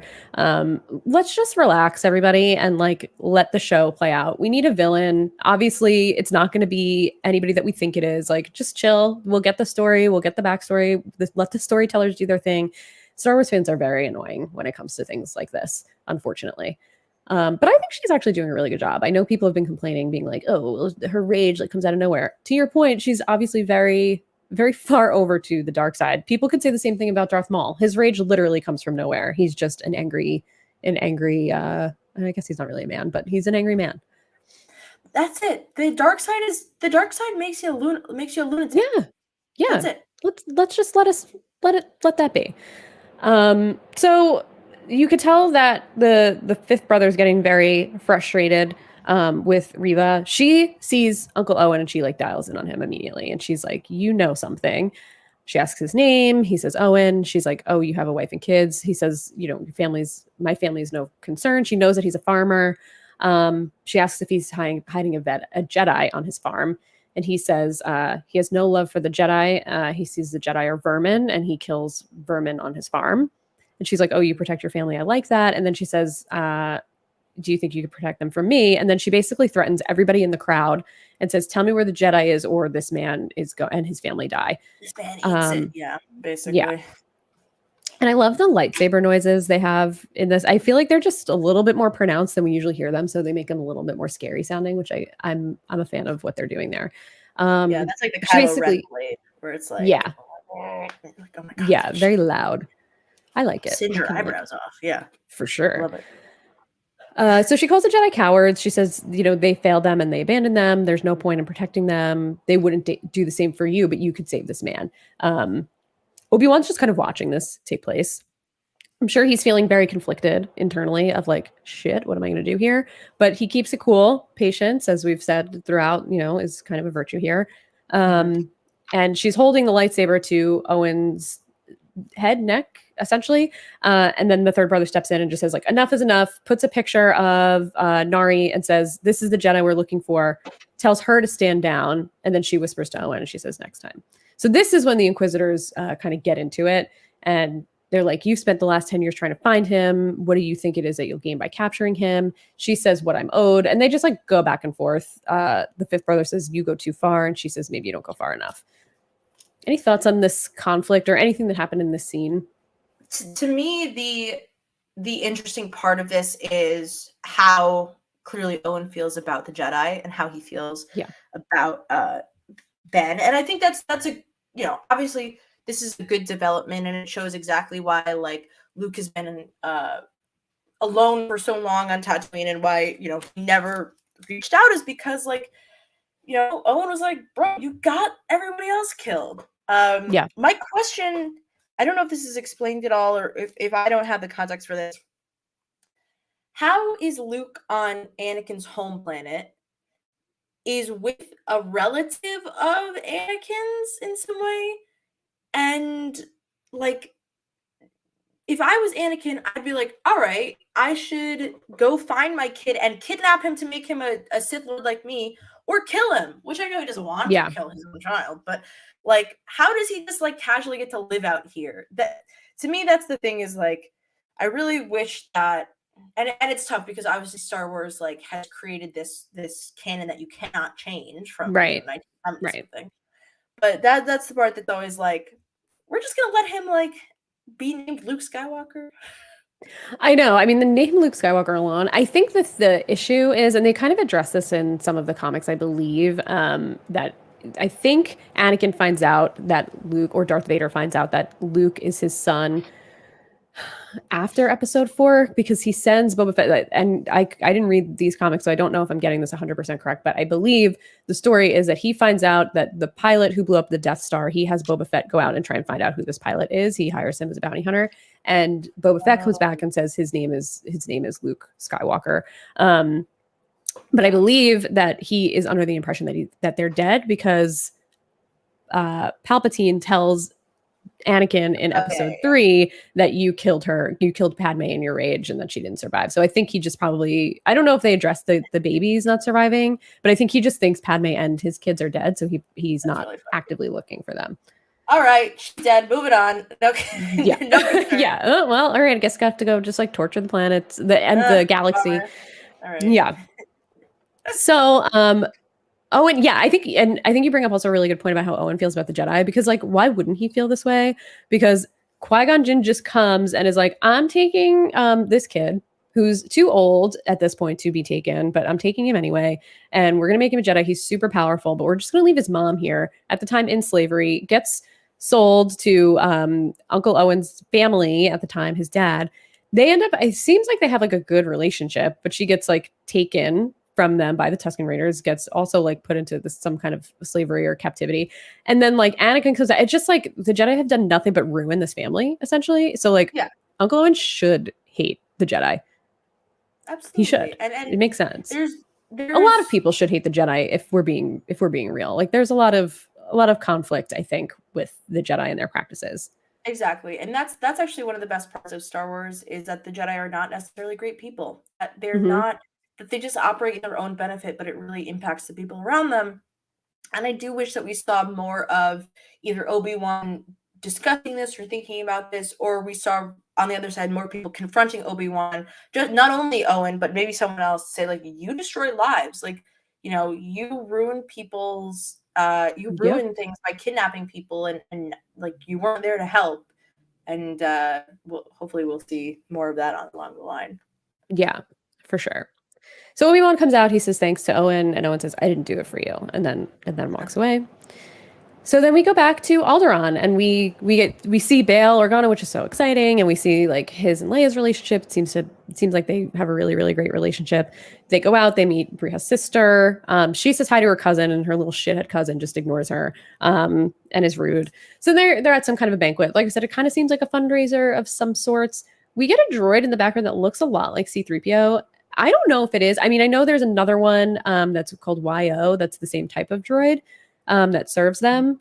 But I feel like we maybe get a C-3PO in the background. Where is C-3PO at this point? Do we know? Is he with Bail? Some people commented on some people said on Reddit that they thought they saw a C-3PO. They thought they saw C-3PO. God, say that sentence 10 times fast. And R2-D2. Apparently R2-D2 is maybe in these Alderaan scenes, so we're gonna have to go back and watch. That's the rumor on the street. I think it kind of makes sense, because at the end of episode 3, doesn't Bail take them and say like, oh, we need to wipe your whatever? I think R2-D2 is the only one that hasn't gotten his memory wiped, but I know that they wiped C-3PO. Not to mention that's where they end up, so it would make sense, right? Yeah, not to mention that they're on Leia's ship when she is kidnapped. Right. So they have to be there. Yeah. Right. Sure. Yeah. It seems like they've been with Leia this whole time. So that was cool. So it seems like Bria's sister's husband, or Bria's brother-in-law, is talking to Bail and says, like, you know, after the disaster with the Republic, the Empire is finally lining some pockets. So we do see that like the Empire isn't bad for everybody. The rich people probably really like the Empire. Kind of how, you know, in our world today, the rich people like some of the evil empires in our society, that, you know, people who benefit from capitalism really love it. So Bale says, you know, there's still some issues like slave labor and taxation of the Outer Rim. And he's like, I didn't come here to end slavery. I came to eat your food, save the bleeding heart for the Senate. So this guy is an asshole, essentially. And then we see Leia and the asshole son, the asshole cousin, and she thanks YO, the droid. She says, thanks, YO. And he says, do you thank your droids? And she says, it's good manners, as you kind of alluded to before. And he said, you don't need manners when you're talking to a lower life form. And then Leia, sharp-tongued Leia, says, then I guess I don't need manners when I'm talking to you. And I loved this. I was like, yes, tell him. Especially because I saw some people being like, oh, she's kind of like too smarmy. That's the point, man. And this was, I think, the perfect comeback for a little kid. Yeah, a little kid would be like, yeah, well, you are a lower life form, so suck it. And that was it. That was it. That's all she needed to say. Yes, it's perfect. It's not like, you know, that didn't need like a 10th grade reading level to come back with. No. Like, you nailed it. No. So then the cousin gets annoyed and he says, you know, he knows things like her parents don't let you leave this planet. You're not even a real Organa. So she says to him, you're scared of him, your father. You want him to like you, so you repeat what he says, even though you don't really know what it means. You want to be like him because you think it'll make people scared of you, but you're the one who's scared. You've never made a decision for yourself in your entire life, and you never will. I may have not seen much, cousin, but I can see that. Which maybe is a little too much for a 10-year-old. Maybe this is a little bit too much of a sophisticated gotcha. Yeah, they keep giving her like these, like, she just reads people to death, and like, yeah, I get it, like, but like I could not even say this now, and like I've been in therapy for like 10 years. You know what I mean? Like I couldn't like give somebody this kind of like self-assessment. I think, you know, she needed just to be a little less. Just I think also here's my hot take. I think she's too cute for how much she doesn't listen. And this, it sounds weird to say, but like she's just so adorable looking and she's so kind of cute. If she was like a little bit older, then she would feel more like a little shithead. And yeah, like, I'm not gonna listen to you, old Ben, screw you, I don't know you. I guess stranger danger. I guess what we can concur from this episode is that Bail Organa gave her a good sense of stranger danger. For sure. Maybe not enough though. Not enough. Because not enough maybe not enough. Yeah, so I would have loved to see, like, I feel like one more clip of this scene of like the sniveling cousin getting like upset and running away, like a little bit like crying like a baby and running away, like you can assume that he did. I would like to have actually seen it, but it does seem like he gets upset, he complains to his parents, and then we get a scene of Breha Organa. I don't know if I'm saying her name right, but I looked it up and it's Breha, Breha. I don't know again if I'm saying it right, but says she owes him an apology. And she said, and Leia says, I'd rather be digested by a Jacko beast, which is such a funny Star Wars thing to say. So then Bail comes over and it seems like, you know, he can get down on her level. He said, you know, I wanted to live way past Cathu at your age. But then she says he got older. He had to find some other adventures. And, you know, this is your future. Soon you'll be off to university and then you'll be a junior Senate. She says she doesn't want to be a senator. Senators are boring. Senate is boring. It's people in itchy clothes arguing. And you get this sense of like, she doesn't want this life that's laid out in front of her. Mm-hmm. And she also says, why would she? If you're told you're going to be a politician when you're 9, you're like, bro, fuck that. Yeah, I wouldn't want that. Especially, I feel like with her, she has such a strong personality that it's obviously like she just has it in her to rebel. So of course she's going to rebel against this and not want this life that's laid out piece by piece. Like you're going to go to university, then you're going to go to junior Senate, and then you're going to be in the Senate. So she says to him, I'm not even a real Organa. And he says, you know, don't ever say that. You're Organa in every way. And one day this planet will look to you, Leia. There are many ways to lead. You just have to find yours, which we know that she does, which is a nice kind of, I liked that they included that in there. Mm-hmm. Do we think that she knows that these are not her real parents? That's a great question. She must, because her shithead cousin says like, hey, you're not a real Organa. But yeah, it seems like they definitely know, but like, does she know? Was she told that she was adopted? I have to assume she was, because I think she kind of hints at it. But I also think that she must not like understand that like she is still part of like a very important family. Like maybe she thinks that she's like a Rey, or like she thinks that she's from, you know, like the quote unquote like gutter and she just got rescued or something. But I also think that like, who cares if you're like adopted? Like you got a sweet life right now, man. Yeah, like, rules. Your parents are very nice. She doesn't know how bad it could get out there. Mm. Look at poor Luke. You could be working on a farm, bitch. Like, you should Exactly. be okay. On a moisture farm, digging for water. So that would suck. So then she like runs away. We see her running again outside. And this is when she runs into Flea, which is where she could use a little bit more stranger danger because he says like, hello, princess. And she says, what are you doing? He says, I'm waiting. She said, for who? And he said, for you. And then she's like, oh shit. So then this is where we get the most ridiculous chase scene I've ever seen in my entire life of like these adult looking Star Wars actors and Flea, three of them, running but like purposely falling down. There's like one branch that falls and it's like, oh, I guess I can't go by this branch instead of just pushing it out of the way. It's just like the most ridiculous. The thing is, I think she's so small that like obviously she's not going to run very fast because she has like little tiny legs, so they have to like make it look completely ridiculous chasing her, but like at least give her a head start or something so it doesn't look as ridiculous as it looks, but it takes you out of the moment because it's hilarious. Unintentionally hilarious. Yeah, make her smarter. Make her like use her little robot toy. Like maybe her robot climb toy up the has, tree. like, a smoke bomb in it or something. You know what I mean? Yeah, Yes. like just these things where it's like if you just thought a little bit harder, not she runs away. Add one element to it that will make it so that she is a more dynamic character, smarter, trickier. Then she would be fun. I also thought it was so funny that like Bail Organa just lets her run off in the woods all the time, but then the moment that she's just like hanging from a rope in episode 2, she's like, ah! And it's like, aren't you like a woodsy kind of girl? Like, what are you freaking out hanging from a rope from? Grab it with both that's hands. pretty funny. What are you doing? That is funny. That is funny. I kind of had that same thought too. I was like, you never hung down from something before. It seems like, I don't know, part of this to me, I guess, like makes it seem like she thinks she's smarter than she's a little too big for her britches, I guess, at this point. Like she thinks that she can handle life out there, but this is just like a dose of reality for her. Yeah, so then essentially, obviously, eventually these 3 adults catch this little girl. Should have caught her about 40 seconds before, but they had to put some kind of ridiculous chase scene in there. And she gets kidnapped.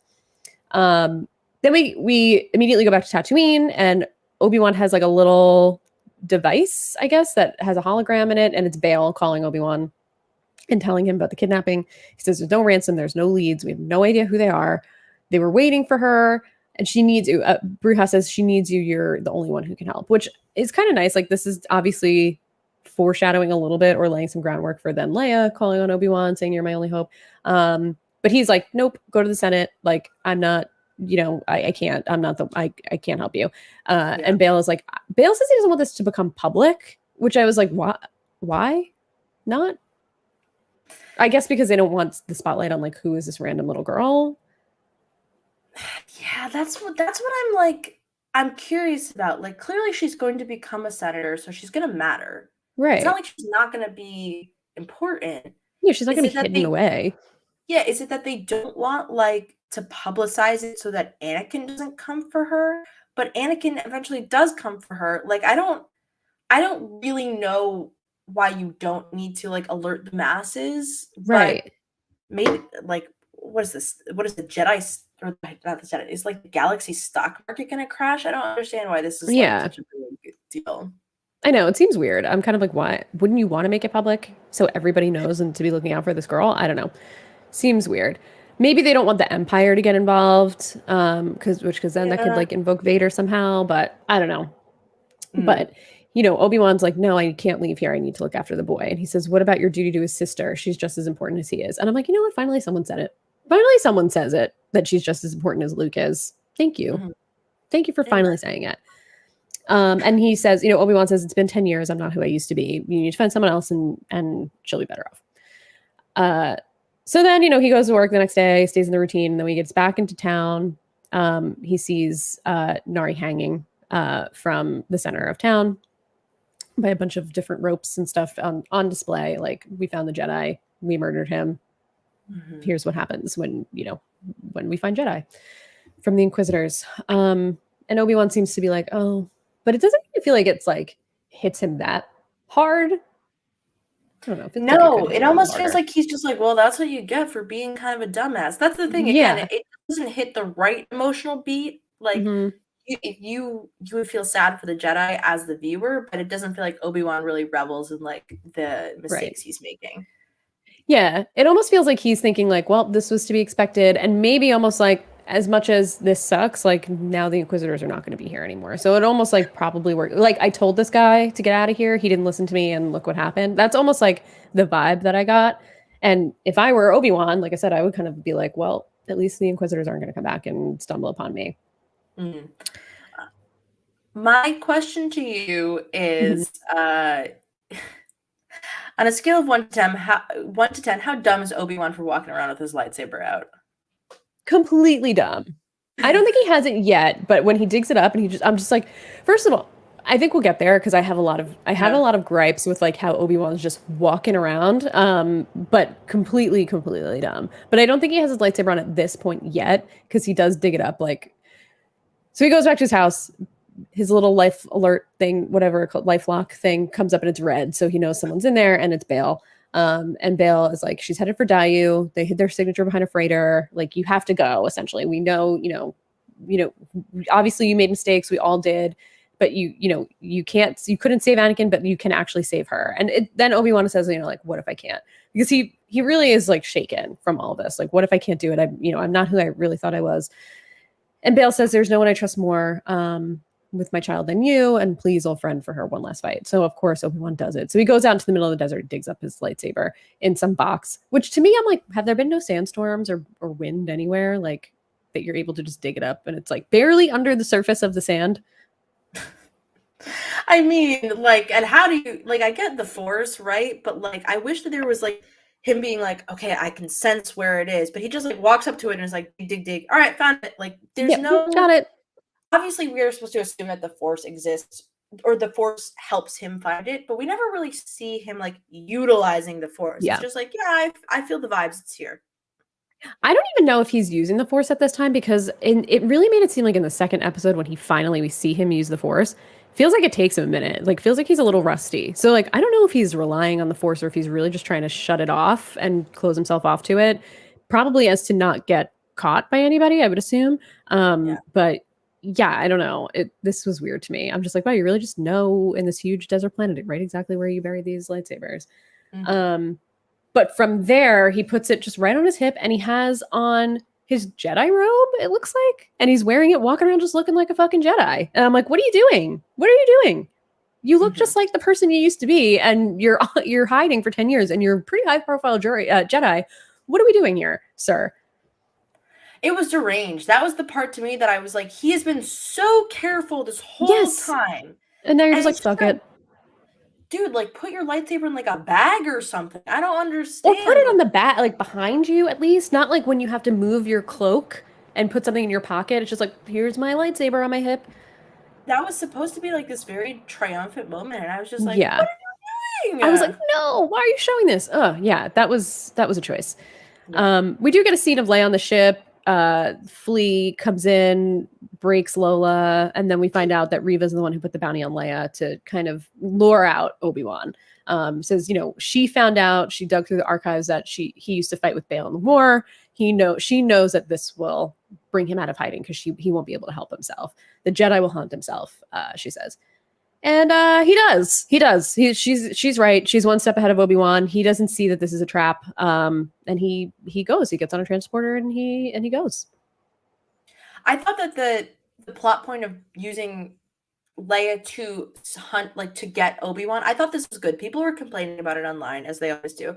But I think that it is effective in showing that that Reva may not be, she's very impulsive, but she does have good instincts and she does kind of understand what's going on.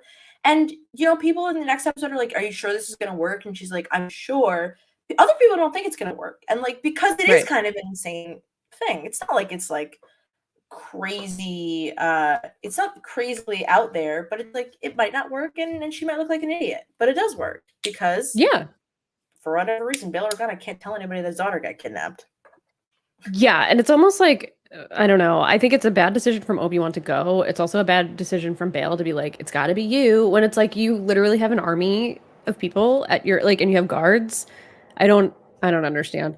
But I guess that's why we have a show, right? We wouldn't have a show if Obi-Wan didn't go. And I do like that, kind of like what we said at the very beginning. Like, I really like that we're off Tatooine at the at the end of the first episode, we're off Tatooine, we're leaving. It's not about Luke. If it was about Luke and the Inquisitors came and were like messing with Luke, I think it wouldn't have made any sense, because Luke is so like the Jedi. Like, when we meet him in episode 4, it's like he's mystified by all of this, and he would have memories of this if this happened to him. So I think it does make the most sense that it's Leia, especially because Leia gets so involved in the rebellion, and she's fighting against the Empire, and she's ends up becoming a general. It's like she's been in this life for a long time. Yes, I think it's great. I think it's good world building and backstory building for Leia, which thank God we're getting some of that.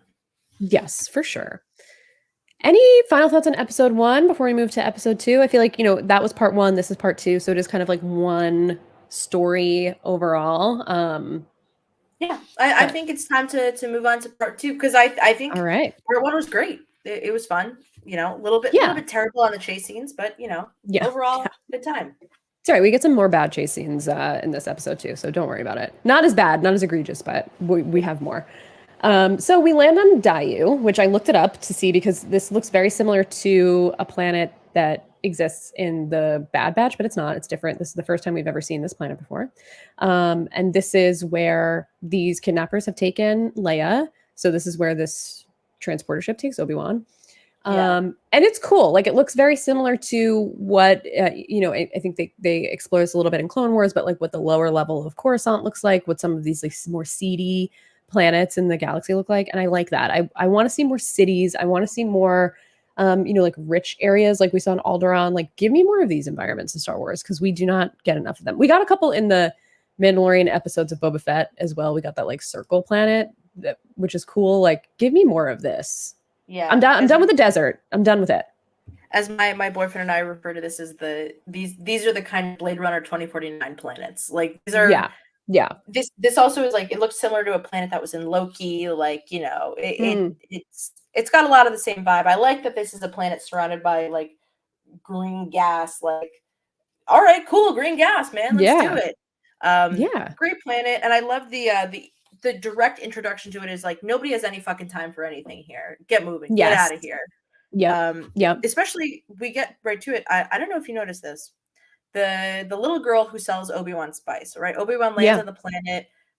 Then he immediately is like accosted by a guy who's like, I forget what the guy with the ship says to him, but he meets a young girl who tries to sell him spice. And he's like, I'm looking for my daughter. She's like, well, I was somebody's daughter too once. Yeah. You know who this actress is?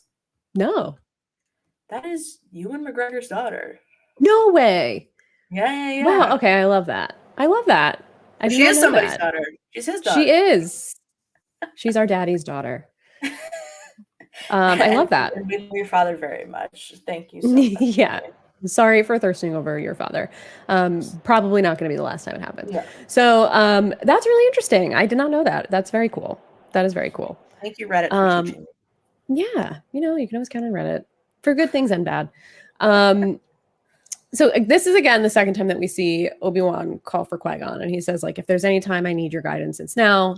No response. Qui-Gon's like, nope, I'm out here living my best Force Ghost life, like chilling with it's going to get worse. Shmi Skywalker or something like that. It felt like they had a vibe. He's just living his best life. He's like, I don't have time for this right now. Some guy tells Obi-Wan that all the signals in and out are blocked from this planet and that people like their secrets here.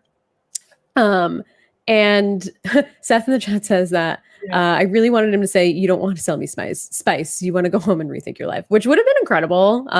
That would have been really great. If we got that. You want to go pursue a degree in school.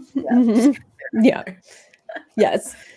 Before we do meet Ewan McGregor's daughter for the first time, we run into a clone trooper veteran with a big gnarly beard, who's begging for some credits on the street in his clone helmet hat, played by Tamaria Morrison. I don't know how to pronounce his name, but he's our Boba Fett actor. He's who all the clones were based off of. He's Jango Fett. He's Boba Fett. He's literally everybody in Star Wars, which is like, this guy has the most lucrative Star Wars career, because all of the clones literally have his face. So anytime they need a clone in real life, they will call on him. He's Boba Fett. He's Jango. Anything. He's great. It's genius. He's got it made. in retrospect, it's genius from George Lucas too. It's genius to be like, yeah, they're all clones of one dude, and so like you can just have them all be played by one dude. But otherwise they're just wearing masks, so you don't need to see them. Tamora Morrison is I do think he's a really good actor, and I think that Boba Fett did him a disservice a little bit. Like obviously he's a bit of a stoic dude, and that's kind of what it is, right? He saw a lot of shit go down very young. He did. He saw his dad's head get chopped off. He's seen a lot of shit. So like it makes sense that he's very stoic. I laughed really hard at this scene because it's like such a good idea. Yes, let's just have this trooper be like fucked up. He's like, help a veteran. And I laughed. I was like, a veteran. Like, you know, it's so goofy in the best way, and it's still good storytelling. I loved it. Yeah, and I love it because at this point, so he does have blue armor on. It's very distinct. A lot of people on the internet, and I think in general, are thinking, you know, this is from the 501st section or whatever they're called of the army. That was Anakin's army. Also was split to be part of Ahsoka's army. What Rex, who's the main clone in Clone Wars, was part of. That's his. What is the word I'm looking for? 501st, like his regiment. I don't know. I don't know. Yeah. Lot of theories that this might be Rex himself, who Rex is like the all-star clone of all time. I highly recommend the Clone Wars. It gives such amazing story to the clones themselves and gives them all such amazing personality. And Rex is just like the best of all. It's also canonized that he's like an old man in Return of the Jedi. At the end fighting on Endor. So just pretty funny. But yeah, they all have advanced aging. So he's like a big burly dude at this point, which is also what he looks like when he, again, spoilers for all the animated shows. They're kind of off limits here, but he also is Legion says. Okay, yeah, let's say Legion, 501st Legion. Yeah. He also has a huge beard when he appears in Rebels, when Ahsoka, finds him. So could be him. Could be him. The one thing though is I think he would absolutely 100,000% recognize Obi-Wan. They were on missions together. I don't think if he saw, we do get a little like tinge of recognition in his eyes though. And I have to wonder, like, is Obi-Wan kind of panicked here? Because the last thing that he dealt with the clones was all of the clones turning on killing the Jedi because they have the chip. Yeah. Rex in Clone Wars has his chip taken out. So maybe, I don't know, like, how do these chips send to Jedi? Like, I don't really know. So I think that's pretty interesting. I'm digging a little too deep in just because I love the Clone Wars. So anyway, we'll move on. Jedi chip. Yeah. So then there's a little kid after he talked, after Ewan McGregor's daughter gives him drugs and puts them in his pocket. She says, take a few of these and you'll forget that your daughter ever existed. And then there's like some little kid that tells him that there's a Jedi who helps people. And he goes, oh, a Jedi. And he's like, yeah, for the right price, I'll take you to him. And then we get Kumail Nanjiani. Is that how you say his name? I'm so bad at names. Okay, great. He plays Haja Estri. So we see Obi-Wan kind of like lurking on him, and he says to a family that he's performing a Jedi mind trick over some kind of like communication device. And he's sending a mother and son to a gate. They'll be given safe passage to Corellia. And their son seems to be force sensitive. That's kind of what I'm getting from this. And that the mom wants to keep the son safe. I think Corellia is the planet that Han used to be on. I don't remember, but I know I think Corellia is the planet that starts off in Solo. It sounds familiar for sure.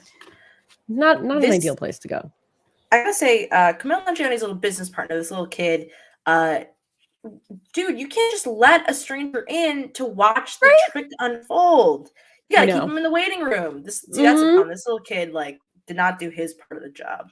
No, he did not.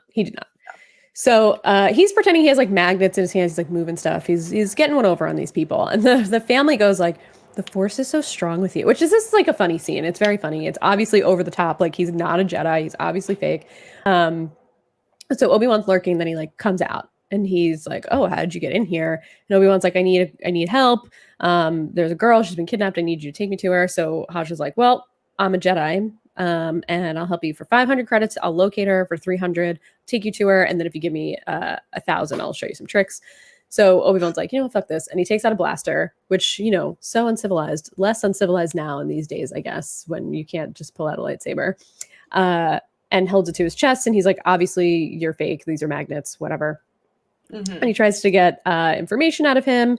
says you're a bottom feeder, a rat who preys on weakness, but rats know more about the sewers than anyone else. So Haja agrees to help Obi-Wan and gives him info on where to go. This is fun, and I did think, like, I didn't think for a second that he was tricking these people out of malice. I thought that it was pretty clear that he was like just sort of using it to make more money. But yeah, when he says like, yeah, I'm actually getting them somewhere, like, it's like, yeah, right. this makes sense. Which is nice. It's like, I mean, it's not nice because he's taking them kind of for a ride, but he is at the end of the day helping them and getting them to a place that will keep them safe. Exactly. So my question is, like, what did you think of this plot point of, like, because he's like, oh, I'm gonna go see another Jedi. Like, don't you not want to be associating with Jedi right now? Like, I thought it was so funny that he would go see them. Well, this is clearly not what he's been doing. Yeah. Also, like, remember what just happened to Nari, like, the day before? Are we really doing this? I don't know. Part of me is like, does he believe that this is really a Jedi? Like, I think he was probably more curious than anything. Maybe he's like, is this someone I know? I don't know. But yeah, if it were me, I'd be like, no, I'm good. I'm good. I don't need to go see this Jedi. Curiosity kills the cat, Obi-Wan Kenobi. You better be careful. But so then, okay, so we get, I guess Haja gives Obi-Wan this location, and then it seems like it's a meth lab. I mean, like, right? Or spice lab, I guess. I've been watching Breaking Bad for the first time because I love Better Call Saul, but I decided to. Ooh, you're watching Better Call Saul before. Okay, we'll talk about this later because I've seen the beginnings and the ends of Breaking Bad. Like, I knew the vibe of Breaking Bad, and then I watched Better Call Saul. I love Better Call Saul. And so I was like, maybe I should go back and watch Breaking Bad in the meantime. And it's so funny because I literally just said, this is a space meth lab. Like, this is literally like outer space meth. I think he also blows up like that to me, I was like, oh, did he use the Force for this? Where he made the liquid boil in this like beaker or whatever it is. It's blue. Like blue math on Breaking Bad. So I was like, oh, this is interesting. But he I guess he sees some guy come out, not really a guy, like a Star Wars race of a person. And he takes his clothes, I guess, and he's wearing like a mask and a blue, kind of like Scrubs, looks like. Looking great. And then he like takes that as an opportunity, that like explosion, to pull a key card from someone and get into like the back room. Which like, how does Haja know that this is where Leia is? Is this just like the place where kidnappers bring people? Like, how is he so sure that she's here? Yeah, that's like, that to me is the big, again, and I get the story has to, but I said to my boyfriend, I was like, we are finding her very quickly. Quickly. Discovering where she is, and it's like 10 minutes into the episode. And again, this to me is like where Disney really falters, where it's like, if this is the plot point, why is it taking so quickly to resolve, only to become a chase sequence that doesn't really have any impact except for like, Leia trusts Obi-Wan now, but this could be like, this could have all been condensed, and you could have had Obi-Wan like bopping around, and suddenly people are like, who is this guy who's beating up all the crime syndicates? Like, it's too point A to point B for me. Yes, very much so. It feels like they did speed through this a little bit, which is interesting. I think this whole episode is kind of sped through a little bit, it feels like. And also, I was under the impression, which I should have probably said this at the very beginning of the podcast, but I thought because this was only 6 episodes, that the episodes were supposed to be over an hour each. This episode was only 35 minutes. The first episode was about 55, and I think there were like 6 minutes of credits. This episode literally had 10 minutes of credits. It ended at 35 minutes. The episode runtime, I think, was 44 minutes. And we actually like fast forwarded because we're like, there must be an after credit scene because it doesn't make sense that there would be 10 minutes of credits. 6 minutes of credits? Nothing. So I'm a little bit disappointed in that, only because we only have 6 episodes of this and we've already seen 2. So we have only 4 left. And I just thought they were supposed to be longer. But yeah, I think by nature, everything just feels really sped through, specifically this episode. But essentially, like, he finds her right away, basically. He finds her. He goes into a room at first, and there's a decoy, which I'm like, why are they? I guess, I don't know. They're expecting him to come, so they've set up this decoy, and then they trap him. I don't know. which is almost what Yeah, happens. why is he gonna go in that room? They really like they should have just had like a recording playing like help me to like Right. lure him in the room. Like what the fuck was that? I don't know. It's so weird. It's just very, they may have well just like put a sign and been like, girl is here. And he would go in the, like, I don't know, understand like why he just chose to, it all is just like a little too easy. So it says maybe it was too easy to find her because the point was to lure Obi-Wan there, which does make sense. But it's like, he didn't have to do any, he didn't have to dig through anything. It's just like, oh, I found this fake Jedi. He told me to go here. She's here. And I went into this one room, but she's not here, but there's a decoy here. And then whatever. But so they, Flea and his crew comes in, and he's like, "Oh, we're surprised you fell for this. Thought you would be smarter than to risk everything for a spoiled brat." Which, like, me too, Flea. I thought he'd be smarter too, but he's not. So then, they kind of like punch him. They take his lightsaber. It says, the Inquisitor really figured you out. She'll be here soon, and then you'll be dead. And he says, "You're not a Jedi anymore. You're just a man bleeding on my floor." So then Obi-Wan takes out this spice and throws it on the ground, and it blows up? Question mark. I don't know how spice works, so I don't know like the physics of it all, but it kind of like goes all over the place. And Obi-Wan puts the mask back on that he had on before, and he's like, "Well, everybody bleeds," and then he leaves. He takes his lightsaber back and he leaves. That was cool. Nice bomb. That was fun. And it was funny because they're just like writhing on the floor, like obviously very high later on when the Inquisitor comes, which is just really kind of funny. Yeah. And I don't know. We also do get a scene of Obi-Wan like kicking some ass in the hallway too before he gets in this room, which I'm like, yeah, I like this. Let's see more Obi-Wan kicking ass. Like, I don't feel like we ever really got a ton of Obi-Wan like being a total badass in some of the originals, and like I want to see more badass Obi-Wan. I also like that he wasn't like incredibly good at fighting, right? He was okay at fighting. Yeah. But he wasn't like fantastic by any means. That's what I really enjoyed. Yeah, one of the guys in the hallway that he runs into is the same race as Darth Maul, which I believe is a Zobrak from, I think they live on Dathomir, they're a Zobrak, whatever. I'm a Darth Maul stan, so, but he hits his head on the horn, and he's like, like his hand on his horn on his head, and he's like, my hand, which is kind of comical. But anyway, so then Obi-Wan naturally just finds Leia in the next room he looks in. She's there. And she tries to like ambush him. And he's like, wait, no, like chill. Your father sent me. She says, why should I trust you? And he said, well, would you rather stay here? She just bodies him with a chair. Yeah, exactly. Again, that's the moment that shows that she is wily and crafty. And like, that is a great little character moment that I wish we got more of. And Seth in the comments says maybe it's too easy to find her because the point was to lure Obi-Wan there. Yeah. Totally, right? I don't know how he knows to check that room, and then like he goes like 2 doors down and she's there. Like if she, yeah, I know, should not be at the location where they're pretending to hide her. Yeah, it's bizarre. Like she shouldn't even be there at all. Like this should be a place for them to just catch Obi-Wan. She should just be on a ship somewhere. Like it shouldn't be this easy, but whatever. Not the smartest criminals, I guess. So then we get a scene of like the Inquisitor coming, and Flea and crew are just like I said, like writhing on the ground, just like hi. And she's like, where is he? And they're just like, high on their own spice. Well, not really their own spice, but probably made in that lab. So then Obi-Wan and Leia are like in the middle of the city, and he's like, we have to change. Then she sees his lightsaber because he's taking his scrubs off, which like, leave the scrubs on, leave the mask on. What are you doing? Don't take off all of the things that would hide your identity and put back all the things that'll show your identity, especially that the Inquisitor is here and knows what you look like. You have a mask on your face and you have clothes that aren't yours on. Leave them on. Leave them on. Why are we changing back into our Jedi robe? I completely agree. What the fuck, dude? What are you doing?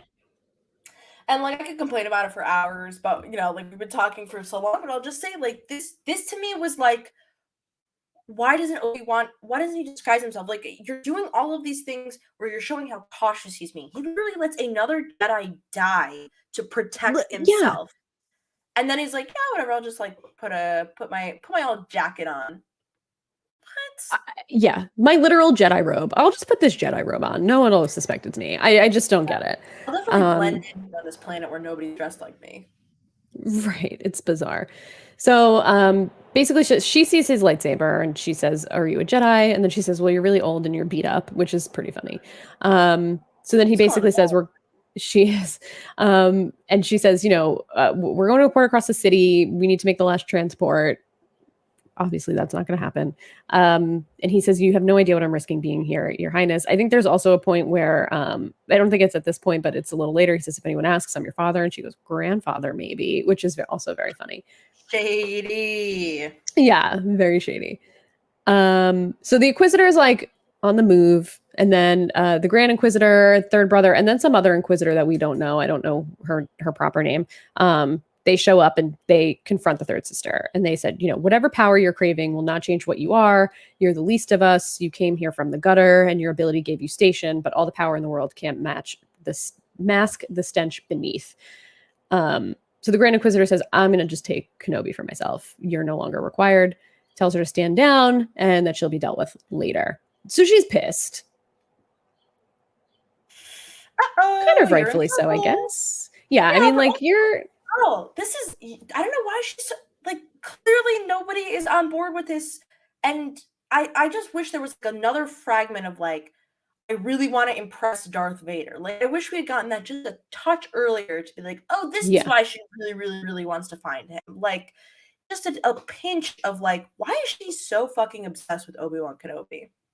Yeah, even if it was a scene of her, like, saying that to herself, like, it would have been a little bit... Because obviously we got it later, but, like, at least explain it to us. But I guess they didn't want to. I don't know. So she's pissed, and she then decides to just blast a photo of Obi-Wan all over the city to, like, every, like, little hologram thing, all over the place, and says, I want every lowlife and bounty hunter to be looking for him. And I guess she's talking to Flea again. She's like, do you really think they'll be able to catch him? And she's like, I don't want them to catch him. I want him to squeeze him or something like that. I guess, like, lure him out from where he is hiding, which ends up kind of happening. But he does realize that his face is kind of plastered everywhere, and he tries to stay under wraps, sort of, while walking through the city. And we get a cute moment of bonding between him and Leia, because he's like, oh, buy this cape, and she starts putting on gloves, and he's like, you don't need those. And then he goes, okay, and the cape and the gloves too. So he buys her little gloves, which was cute. And this is when he says, if anyone asks, we're farmers, and you're my daughter. And that's when she says, granddaughter, maybe. So then she's like looking around. She's very excited to be here because, as her little shitty cousin told her, she's never left the planet. They don't let her leave. This is her first time really seeing anything. So she's just like walking around, smelling all the smells, taking in all the sights. And she's pretty much like, this place is like incredible. She's cute. Like, and the problem is that, like, I feel like she was just a little too, against him for so long. And, like, yeah, I wish that there was a way where... I just hate this part of storytelling where it's like, the little kid doesn't believe you and they're running away. And, like, obviously we know, we get it. You don't know if he's there to help you. I wish we could just skip this part. I wish we could skip this part and get into, like, you're being chased, run. I really love when there's, like, a child who doesn't want to let the older person, like, go, or they want to stay with them and protect them. And this just wasn't it for me.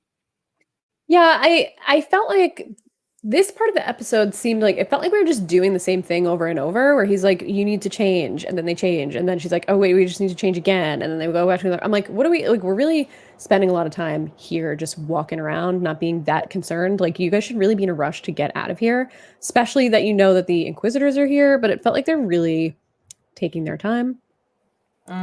But yeah, I'm kind of with you. Like, overall, I enjoyed this episode a lot, but, like, piece by piece, I'm kind of like, okay, this felt a little drawn out. This part felt a little rushed. It felt drawn out and rushed all at the same time.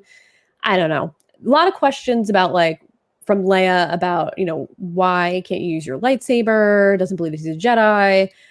She's like, make me float. And he's like, no. And she's like, well, now I don't think that you're a Jedi. And she goes, Ben isn't a Jedi name. And now she's like, you're not a Jedi, basically. And she says something like, the less you say, she says, you think the less you say, the less you give away, but it's the opposite. And he goes, how old are you? and I thought it was cute.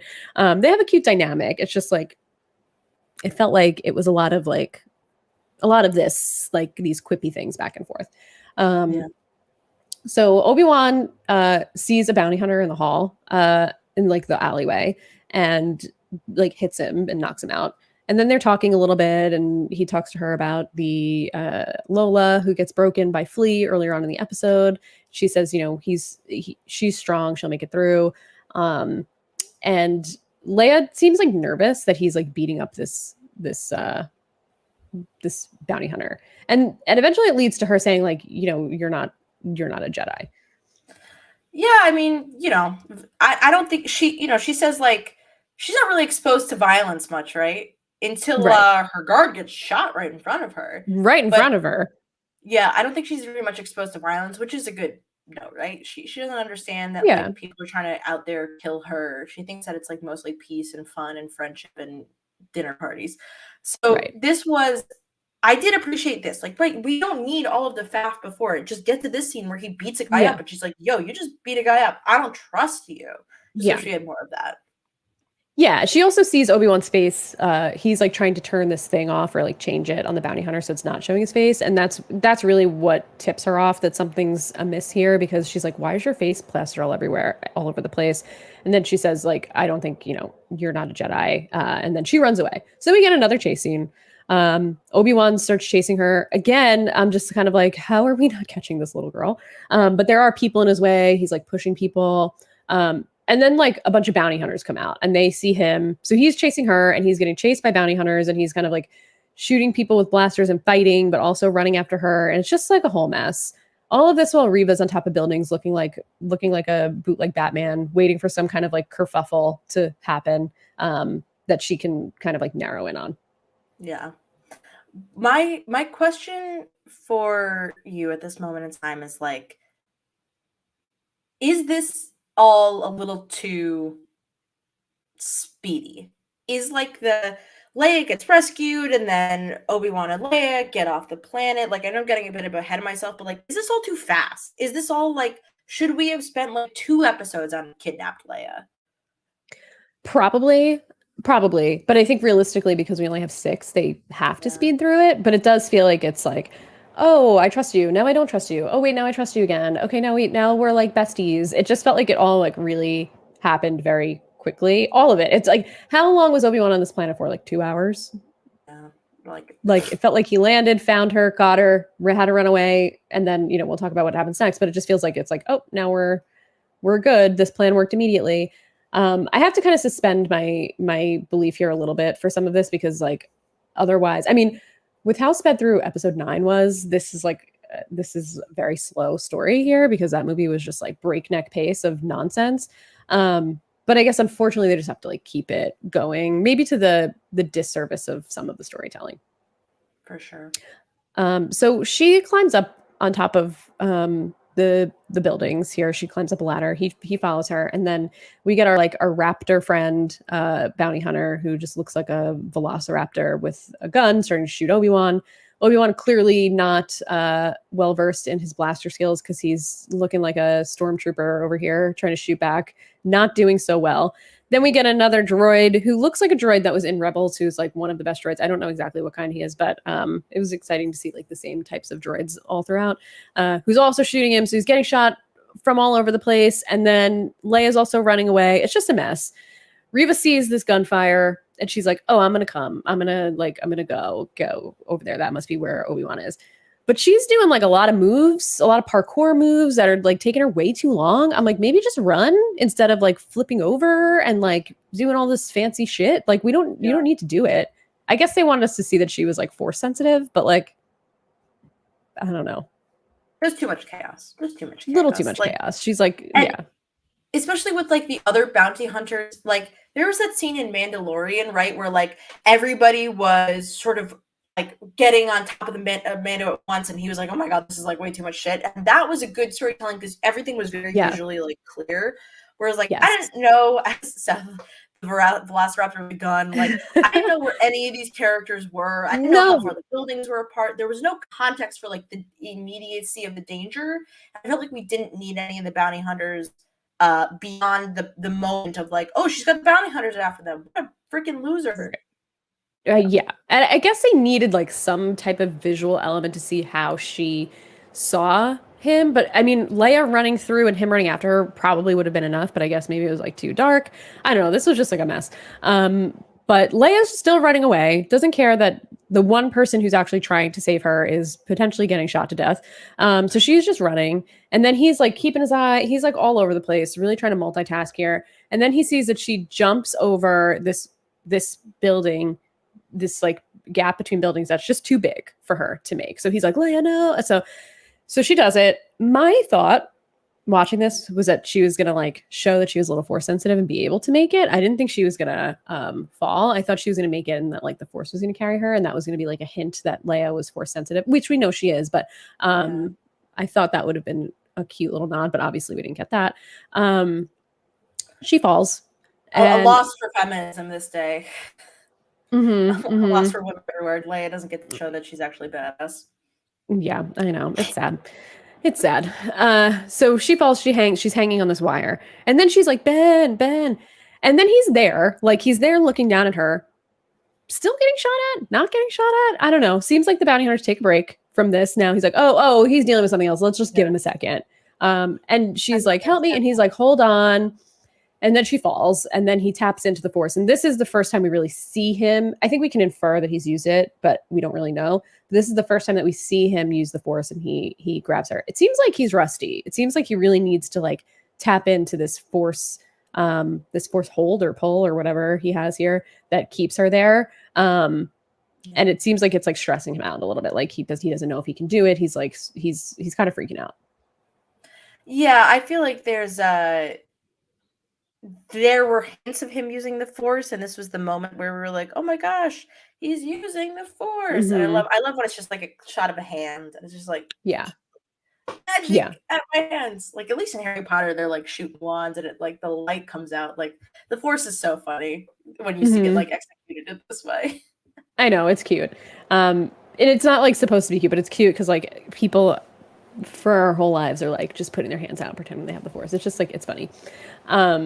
So he puts her down on the ground very gently, and then he's like casually running up to like greet her. No one's following him. He's not getting shot anymore. Where did these bounty hunters go? It's like he's just like briskly like, oh, are you okay? And I'm just like, where is everybody that was just after you 2 seconds ago? Why are you not rushing here? You're just sitting here. I don't know. It was ridiculous. Very leisurely greeting of her on the ground. Yep. Strange. But this is how she finally trusts him, because she sees, oh, you are a Jedi. You made me float, essentially. You caught me. And that's it. So then they get to the port, and they see that the Empire's there in full force. There's stormtroopers there. The Inquisitors are there. Everything's locked down.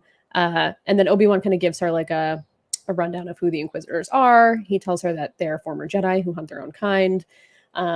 Which is interesting because I think we know that they're Jedi hunters. I didn't think that we had fully been told yet that they are actual former Jedi, which lends a little bit more credence to the theory that Reva could be one of the younglings from the beginning. Absolutely. And I think that it's a good storyline. I think that there should be, I mean, obviously we saw it with Anakin that like he thinks that the Jedi are full of shit at this point. But I think that it's important to show that other people think the same thing, because the Jedi have failed constantly, time and time again, with no real repercussions except for being like, well, you know what, you suck as a Jedi, so get out of here. And now it's like, well, the whole society is collapsing because you guys didn't do your damn job. So that's I firmly blame Yoda specifically, but again, we'll get to Yoda's the true enemy of Star Wars in Star Wars. Little green guy. I am, and I will. So they basically can't get there, and then Haja just appears and is like, hey, there's a droid bounty hunter that was, I guess, one of the ones that was on the roof. Haja shoots him, and he ends up sending him to some coordinates with a ship where people can help. And Obi-Wan is like, how can I trust you? And he's like, listen, do I like credits? Sure, there's so many things you can buy for credits, which I thought was very funny. Like, he was very comical. But he does say, you know, I got that family safe, and I'll do the same for you. Then Obi-Wan goes, why should I trust you? And he's like, do you really have a choice? Which is true. I mean, this place is crawling with stormtroopers and Inquisitors here. He's really got to pick his battles on this one. Yeah, this is another one of those, like, to me, the question is like, is it better for other people to be helpful, or is it better for our protagonist to figure things out? Because like, otherwise Obi-Wan was boned and he was not getting off this planet. But I do like this. I like that we get to see somebody helping him out and showing that there is good still in the universe. I think that's the big important takeaway, is that people are still out there helping each other, and society can recover. It's okay. For sure. And even though, things seem to be in very dire straits here, and I actually really like the fact that Haja like is a little bit gray, right? Like he's doing things because he's getting money for it. But at the end of the day, he still does want to help people. It's like he just wants to capitalize on it a little bit. And I think that shows kind of like the complication of people. Whereas the Jedi are so firm on like, you have to be selfless and you can't have any wants or needs of your own or anything. You have to be like this pure, no emotion type of person. But really, like, that's just not the reality of the situation. People are not like that. It's unrealistic to expect that. For sure. And, they want to make money. They want to grift people. Like in Star Wars, Han will help them, but he also really wants to get paid. Like that's part of it. People can be morally gray. Exactly. So Haja leaves and he's like, I'll buy you as much time as I can. And then he sees Riva in an alleyway and he's like, it's me. I'm the Jedi you're looking for, which I was kind of like, what's the point of this? And she was like, okay, something, essentially. And he's like, I'm not, whatever, I'm not telling you anything. She's like, well, you don't really have to. And she takes it from his brain, which we saw, I think the only other time we saw something like this, it's like the opposite of a Jedi mind trick. Like she's not saying like, tell me where or whatever, was when Kylo Ren took some information from Rey in episode 8 or 7. I don't remember what. So I guess I think there are certain things that they do in the shows throughout to like explain that some of these things have happened before because we saw such like different usage of the Force in the sequels. Like I feel like this is one of those things we saw in Clone Wars. We saw Ahsoka kind of like grabbing a ship and not letting it leave in one of the final episodes, which was something that Rey did. So I think they're kind of like, I guess retconning is not the right word, but they're using this timeline to kind of like explain some of the things that we've already seen, which I find that interesting. I like to see like the sprinkles of that throughout to see like, oh, okay, so this was a thing back then. Although if Obi-Wan was smart, he would have said, no, don't go near her. Don't pretend to be a Jedi. She will literally like fuck your brain up. Like don't talk to her. But again, nobody can make the actual decision to save themselves. No, not at all. Not at all. So in the meantime, the Grand Inquisitor finds Flea, who still seems to be high. And he's like, where is he? And he's like, we don't know. And then we do see this spinning lightsaber. Flea.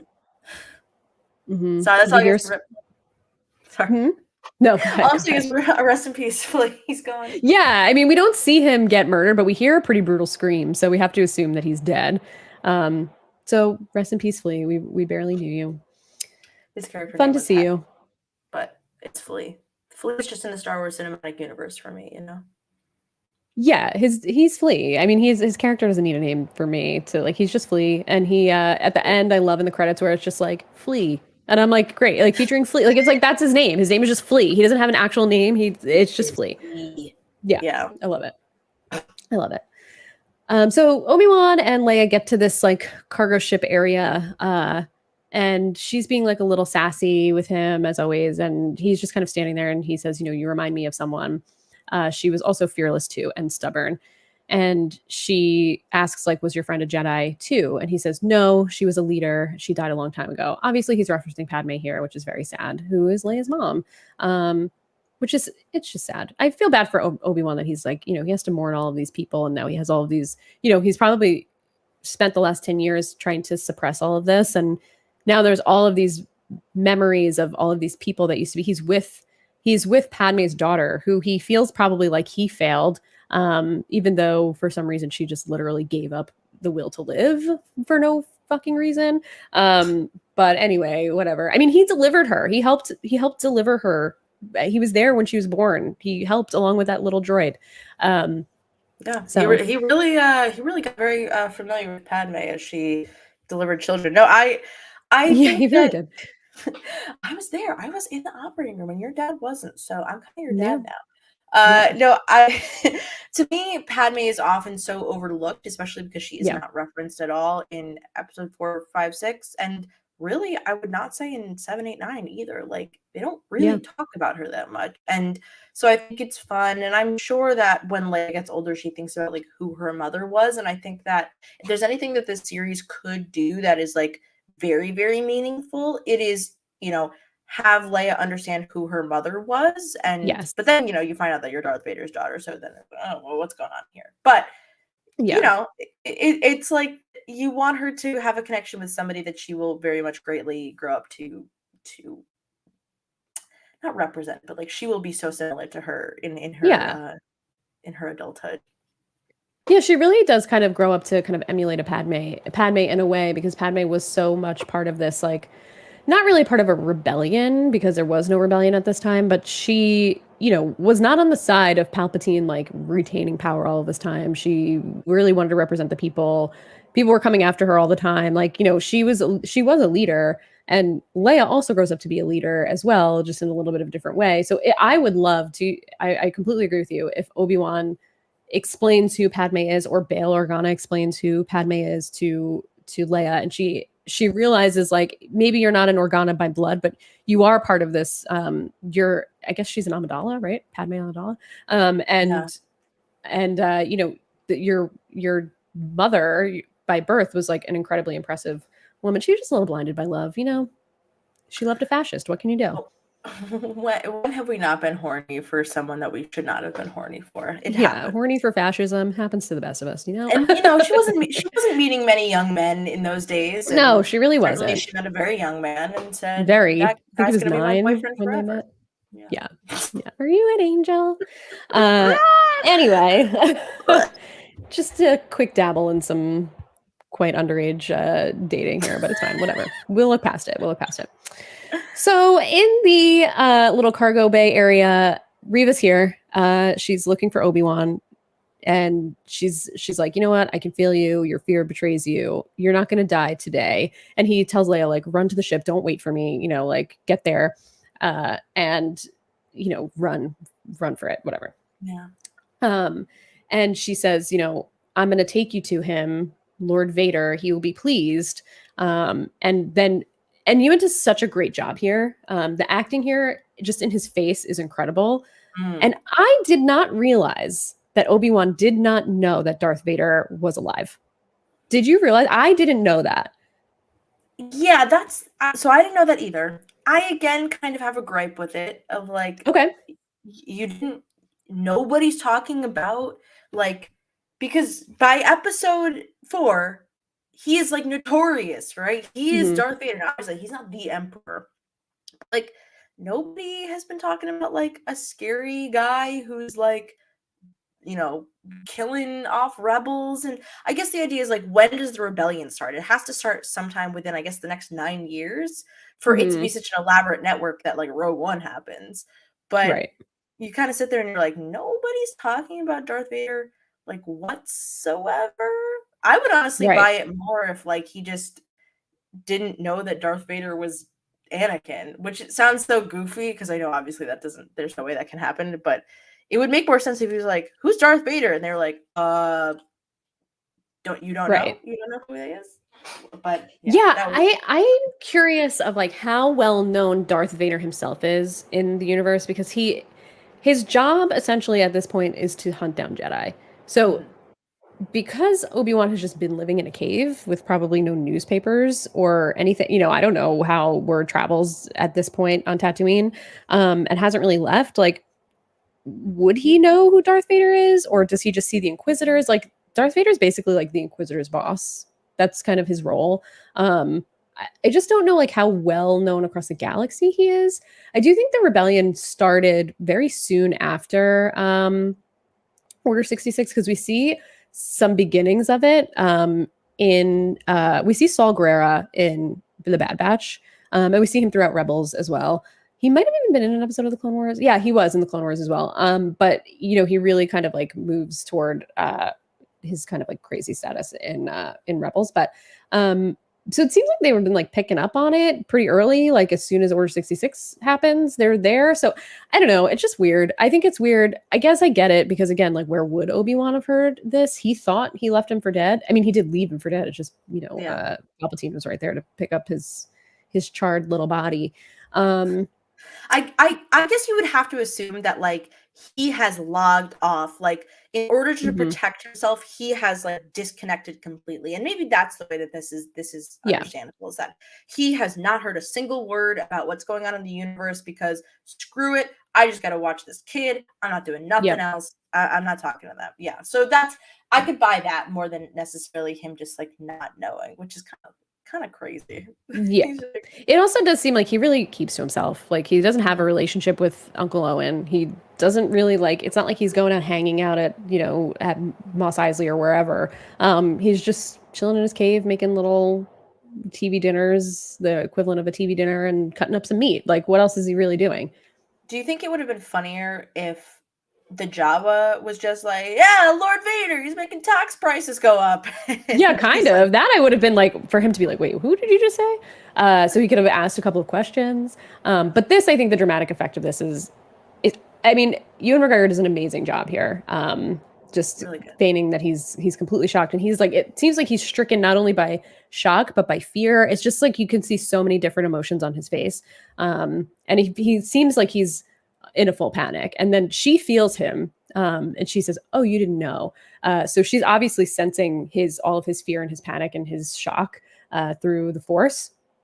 And she says, "He's been looking for you a long time, and I will be the one to deliver you to him." So obviously, um, you know, Darth Vader knows that Obi-Wan's alive and wants him. And now we find out her motivations. What I'm interested to finding out is like, why does she have this like direct connect to him? And did he put her in charge of this, or is she just trying to gain favor with him? Like, what's the relationship here with Reva and Vader? Which I'm sure we'll hear about. But as soon as she's about to close in on Obi-Wan, because he's just like shocked, the Grand Inquisitor comes in and he's like, "Listen, what are you doing?" And he tells her to stand down, can't risk her losing him again. And she's like, "He's here, like we're gonna get him." And basically, they go back and forth for a little bit, and she ends up just stabbing him through the chest, and says, "Who's in the gutter now?" And he, to me, okay, so do you think he's dead?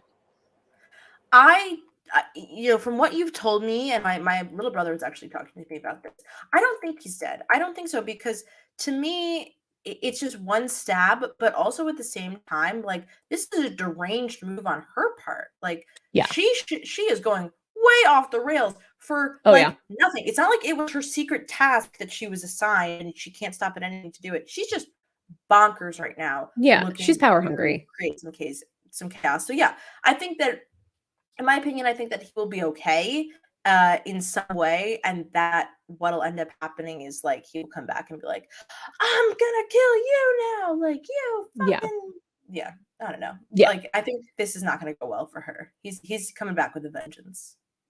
Yeah. And glances says glances in the chat says poor Qui-Gon, and then says everyone else can survive, which is a really good point, that this is exactly how Darth Maul kills Qui-Gon, just shoot through the chest or through the stomach, I guess, really. And this is exactly what happens to the Inquisitor, but I think it's also really important to mention that the Inquisitor is a pretty maybe not throughout the whole series, but he's a pretty important part of Rebels. So this would be a huge retcon if he's dead. And Rebels is canon, we know that. So it would be kind of crazy. So I have to assume that he does survive.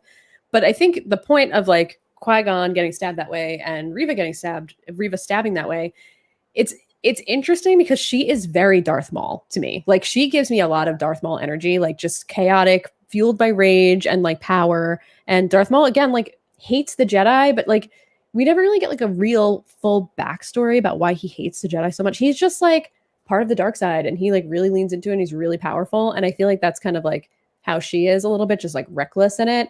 And I think that's interesting because we don't really get that from a ton of our villains in Star Wars. Like we get a Palpatine, but he's very calculated. We don't get the impulsivity of these villains very often, especially in live action, because we don't really see Darth Maul. We almost saw Darth Maul. We saw his legs I guess maybe we saw his whole body in Solo, but we never got a chance to see anything he could do because Solo got trashed. So I mean, I agree with you. It's like we want the chaos. We want the impulsivity of a villain. And first, I think what happened is like, I think post Breaking Bad, everybody's like, I want the villain to be so smart and so calculating. And then we saw, like, obviously we saw Palpatine is calculating. We saw that like there's all these plans. We saw Kylo, but like remember Kylo Ren's kind of crazy. Like Yeah. we got to go back to like these villains are like totally full of rage and they're tapping in at all times to the dark side of the Force. They're tapping into their dark emotions, and that's kind of what it is. Yeah, and I kind of like, I mean, I like her so far. I know, again, we talked a little bit earlier about how the fandom is already like, I'm done with her. I can't stand her, which again, to be expected because Star Wars fans are usually on the wrong side of things. At least like the mainstream fans that can't take any change in their media. But I like that she's like this because I'm interested to see where it's going to go and what her ultimate downfall is going to be. Obviously, it's going to be herself at some point, but like I'm excited to see where it goes. For sure. Amen. Yeah. So in this chaos, Obi-Wan sees the opportunity to just run, and he gets on the ship, closes the door, and takes it away. And she stands at the end, and she's at the wherever the ship just took off from. She's like, "I will find you. I will catch you." And Obi-Wan is still shook. It looks like he's like in a full like panic attack on the ship. And Leia's like, I think she asks him if he's okay, and then he just says like Anakin under his breath. And then we cut to Darth Vader in his tank, breathing heavy, and his eyes pop open as soon as Obi-Wan says Anakin. And I'm just like, oh shit. So I don't know. I mean, like, do you think that he sensed Obi-Wan saying his name and now that Obi-Wan is tapped back into the Force? Because I'm assuming he cut himself off from the Force so like he wouldn't get noticed by anybody. Because Palpatine also could probably sense him. He's a very strong individual, Force sensitive individual. And now that Obi-Wan is maybe tapped back in, Anakin can feel him. That would be my guess. So I feel like they are like, isn't there like a lot of talk about like duos and like, is it the dyads and like in Star Wars, right? Like Rey and Kylo Ren are a duo in some ways. And I think that while Anakin has other like people that he's more connected with, like I feel like Obi-Wan is somebody that he's incredibly connected with and is probably somebody he's been thinking about a lot as well, because I'm sure he has a lot of rage for what Obi-Wan did to him. And so I could definitely believe that he is like really tapped into things and is, like thinking about him, it's like his ultimate grudge. He's pissed. He's pissed. I mean, he's disfigured because of Obi-Wan. Like he has all these robotic. I mean, and just the way that they made Hayden Christensen look, by the way, incredible, unrecognizable. I mean, obviously he's got his mask on, his like little chamber mask on, so we're never probably going to see his full face until maybe when they put the mask back on him, we'll see it. But he looks unrecognizable as Hayden Christensen. But I'm just excited. I'm excited. That I was like, that gave me the chills. As an Anakin Skywalker stan, I was very excited to see him. I'm not a Darth Vader stan. I'm an Anakin Skywalker stan. I understand. I get it. But I was excited, and just like seeing his eyes open like that, I was like, ooh, it gave me a rush. Sweet. I mean, I loved it. I loved it. I think that was the best beat to end on in terms of episodes 1 and 2. And I really like, that is my big hope. There's a couple big hopes. One is like Mace Windu, but 2 is that like we get Anakin like operational, that we get to see him moving and actually doing things. I would really love that. Yeah, what I want to see from this version of Anakin or Darth Vader is that he's a badass, like we saw in Rogue One. Like we don't get to see this Darth Vader anywhere in like the modern or the original movies, because he was like not that cool in the original movie. Like he was cool because he looked cool, but he wasn't like mowing people down and like a total savage badass. Like he was kind of like the Emperor's lackey in the original movies. Like he didn't seem that scary. And even like at the time of him and Luke fight, like their lightsaber battle, that was cool, but like it didn't really show how powerful he actually is. So I'm hoping that we get some like very savage Vader moments here, like we got in that hallway scene in Rogue One. Like give us more of that, because this is like peak when he's out there hunting Jedi, being a total maniac. Absolutely. I mean, if you want to get to a point where you blow up a planet, you got to have a lot of shit happen to you along the way. Yeah, for sure. Yep.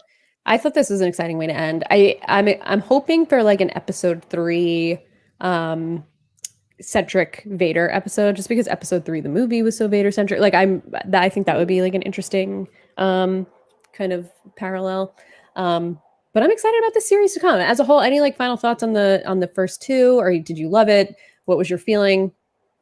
Yeah, my favorite part is the idea of introducing Alderaan and getting to see a society that we know will be blown up in like 9 years, and we know that they're doomed. And I think that the more emotion we tug at with where Leia has come from, the more emotion will be added into episode 4 or 5 and beyond. So I'm really happy with the inclusion of Leia, and I can't wait to see kind of like how her rebellion starts out. So even though it's an Obi-Wan series, we got a lot of Leia in there, and it doesn't have to just be young Leia, you know, it can be For sure. multiple things at once. So, and also, as always, Ewan McGregor, great performance.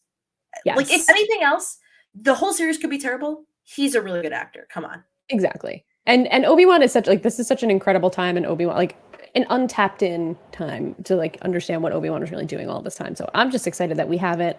I'm excited that it's finally here. I hope it does for episodes 4, 5, and 6 what the Clone Wars did for me for the prequels and really fills in some of that in between time. Kind of to your point about Leia, like that made me think so much differently about Anakin that it really changed his character for me. And I'm hoping that we get that same kind of character building with Leia because she really has been neglected throughout. She's been a little bit of an afterthought. So I'm very excited. Cool. Right. Well, Naomi, where can people find you? You know me. I'm at Naomi Calhoun. You should listen to the Quickfire Queens. We have 2 episodes left of the season, and then we are done talking about Top Chef with 2 of my favorite people, G Worthy and Nicole. You got to listen to Gia talking about Survivor. Such a genius Survivor brain and analyst. And for me, I have a podcast called My Quiet Was Robbed. If you don't know about it, it's where we talk about hot Survivor takes. Katie, if you ever have a hot any take, you know you have my DMs. We'll talk. Yes. But for now, I have a new episode coming out soon that I am really excited about. So keep your eyes and ears peeled. And I will say, just tune in to me. No, that's not what I say. Survivor New York. That's what I want to talk about. Survivor New York. Yeah, please plug it. 5 will eventually come out. You can go to youtube.com/c/Survivor New York. And you can stay tuned for some more clips and stuff that are coming out, or go back and watch the past 2 episodes. And then also, I talk about live reality games over at the Live Reality Games Network. And we're talking about a college survivor that happens at Carnegie Mellon University called Scotty Survivor. It is tons of fun. They have definitely capitalized on the ability to create fake idols and email people and create paranoia. So I highly recommend, if you're looking for some more Survivor to watch in the postseason, tune into Scotty Survivor and come listen to my podcast about it. So that's my advice to you, the listener. Yes, Naomi is a very busy woman, giving us a ton of amazing content. So go follow her in all of those places that she just mentioned. And if you would like to hear more from me, you can follow me on Twitter or Instagram. I don't really do anything on Instagram, but you're more than welcome to click the follow button at Real Slim Katie. That's pretty much where I exist on the internet these days.